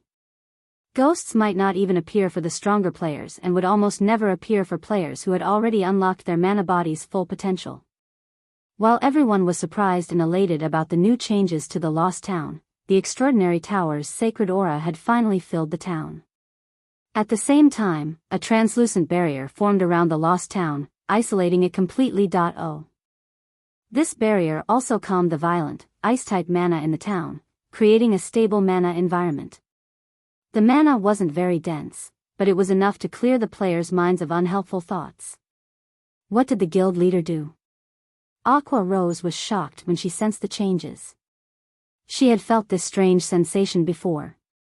To be precise, she had experimented with it during her travels within the Starlight Fortress's Legacy Gate. The only difference was the town's much lower mana density, which resulted in a much smaller boost to her mental capacity. Overall, the Lost Town's training efficiency was barely 1/3 of the Legacy Gate's. Even so, that was astounding. The Lost Town could accommodate far more players than the Legacy Gate, and while it wouldn't be quite as helpful, it was an ideal training ground for Tier 3 players as they tried to unlock their mana bodies. Moreover, the magic barrier substantially increased the town's defenses. With the barrier in place, defeating the monster tides would be far easier. While Aqua Rose and Zero Wing's other members fortunate enough to enter the Legacy Gate were shocked over the Lost Town's transformation, something else within the Extraordinary Tower had shocked Feng. This is the result of unlocking the Extraordinary Tower's 3rd floor. He was at a loss as he sensed the ancient aura filling the hall. Normally, only in ancient fortresses could contain all 7 mana elements, yet the Extraordinary Tower brimmed with all of them. Moreover, the mana here was even denser than in the Starlight Fortress. If Tier 3 players trained here, breaking past the 100% threshold would no longer be just a dream, not to mention fully unlocking their mana bodies. He had been worried about crossing that threshold himself, but the tower's new environment had just increased his chances by 10%. If his chances had only increased by 10%, others would have an even greater boost. If players who hadn't yet unlocked their mana body's full potential trained in the Extraordinary Tower, they could definitely accomplish the task in a short time. In fact, their training efficiency here might be twice as high as it was against the humanoid ghosts. Fighting in an area with all 7 mana elements would yield completely different results than fighting in an area with almost none of them. Players would have a much easier time recognizing and controlling the flow of mana in the former. Unfortunately, while this environment was idyllic, there was a limit to the number of players who could take advantage of it. This mana was contained in the Extraordinary Tower's training grounds. The 1st floor could only accommodate 100 people at a time, while 50 could fit on the 2nd floor, and only 10 would fit on the 3rd. In total, only 160 people could use the Extraordinary Tower at the same time. That was only under ideal circumstances. In reality, far fewer players could train in the Extraordinary Tower at a time. If players wanted to use the 2nd or 3rd floors, they'd have to clear the previous floors first. Feng didn't give the matter much thought before he instructed Zero Wing's main force members to train in the tower during their free time and to ignore level grinding and raiding monster dens. Unlocking their mana bodies was far more important than raiding monster dens and level grinding. Furthermore, they had unlocked a considerable percentage of their mana bodies after consuming the exotic legacy potions they had obtained from Poison City. Normally, unlocking their mana bodies would require, at most, 2 full weeks, but with the tower's 3rd floor unlocked, they could accomplish the feat in even less time. Once all of Zero Wing's main force members unlocked their mana body's full potential, the team's grinding efficiency would improve. Securing the Demon Wolf Den that housed the medium teleportation point would also become easier.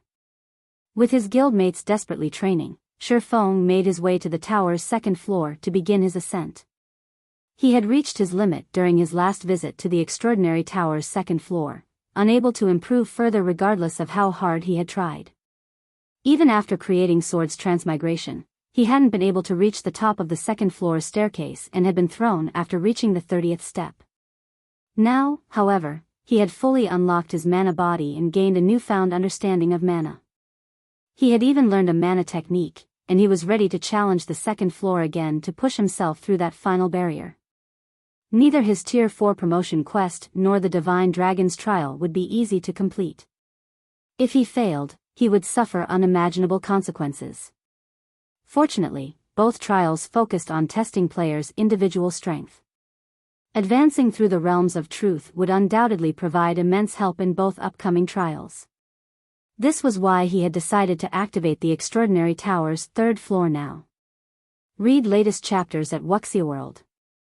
EU controlling his emotions, Shifeng climbed the first step on the second floor's staircase.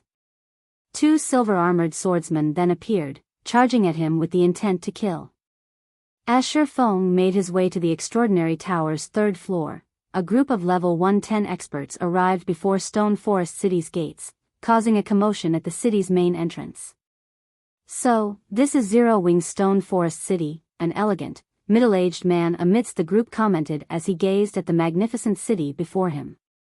With a surprised tone, he continued, "It is truly extraordinary.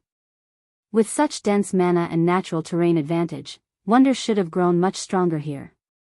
Don't forget our orders, Elder Hermit. We are not here to sightsee," a bald, middle-aged man in black robes scolded, rolling his eyes. "No matter how much stronger she's grown, wonder must return with us. The time for her willful rebellion has come to an end." "I know. Isn't that why I tagged along in the first place?" Hermit replied. Instead of getting upset at the bald man's comment, he breathed a deep sigh as he led his team into Stone Forest City. You're tuning in to the Biyao's Wuxia Chronicles YouTube channel. Don't forget to subscribe and join us on this journey to catch the most captivating stories.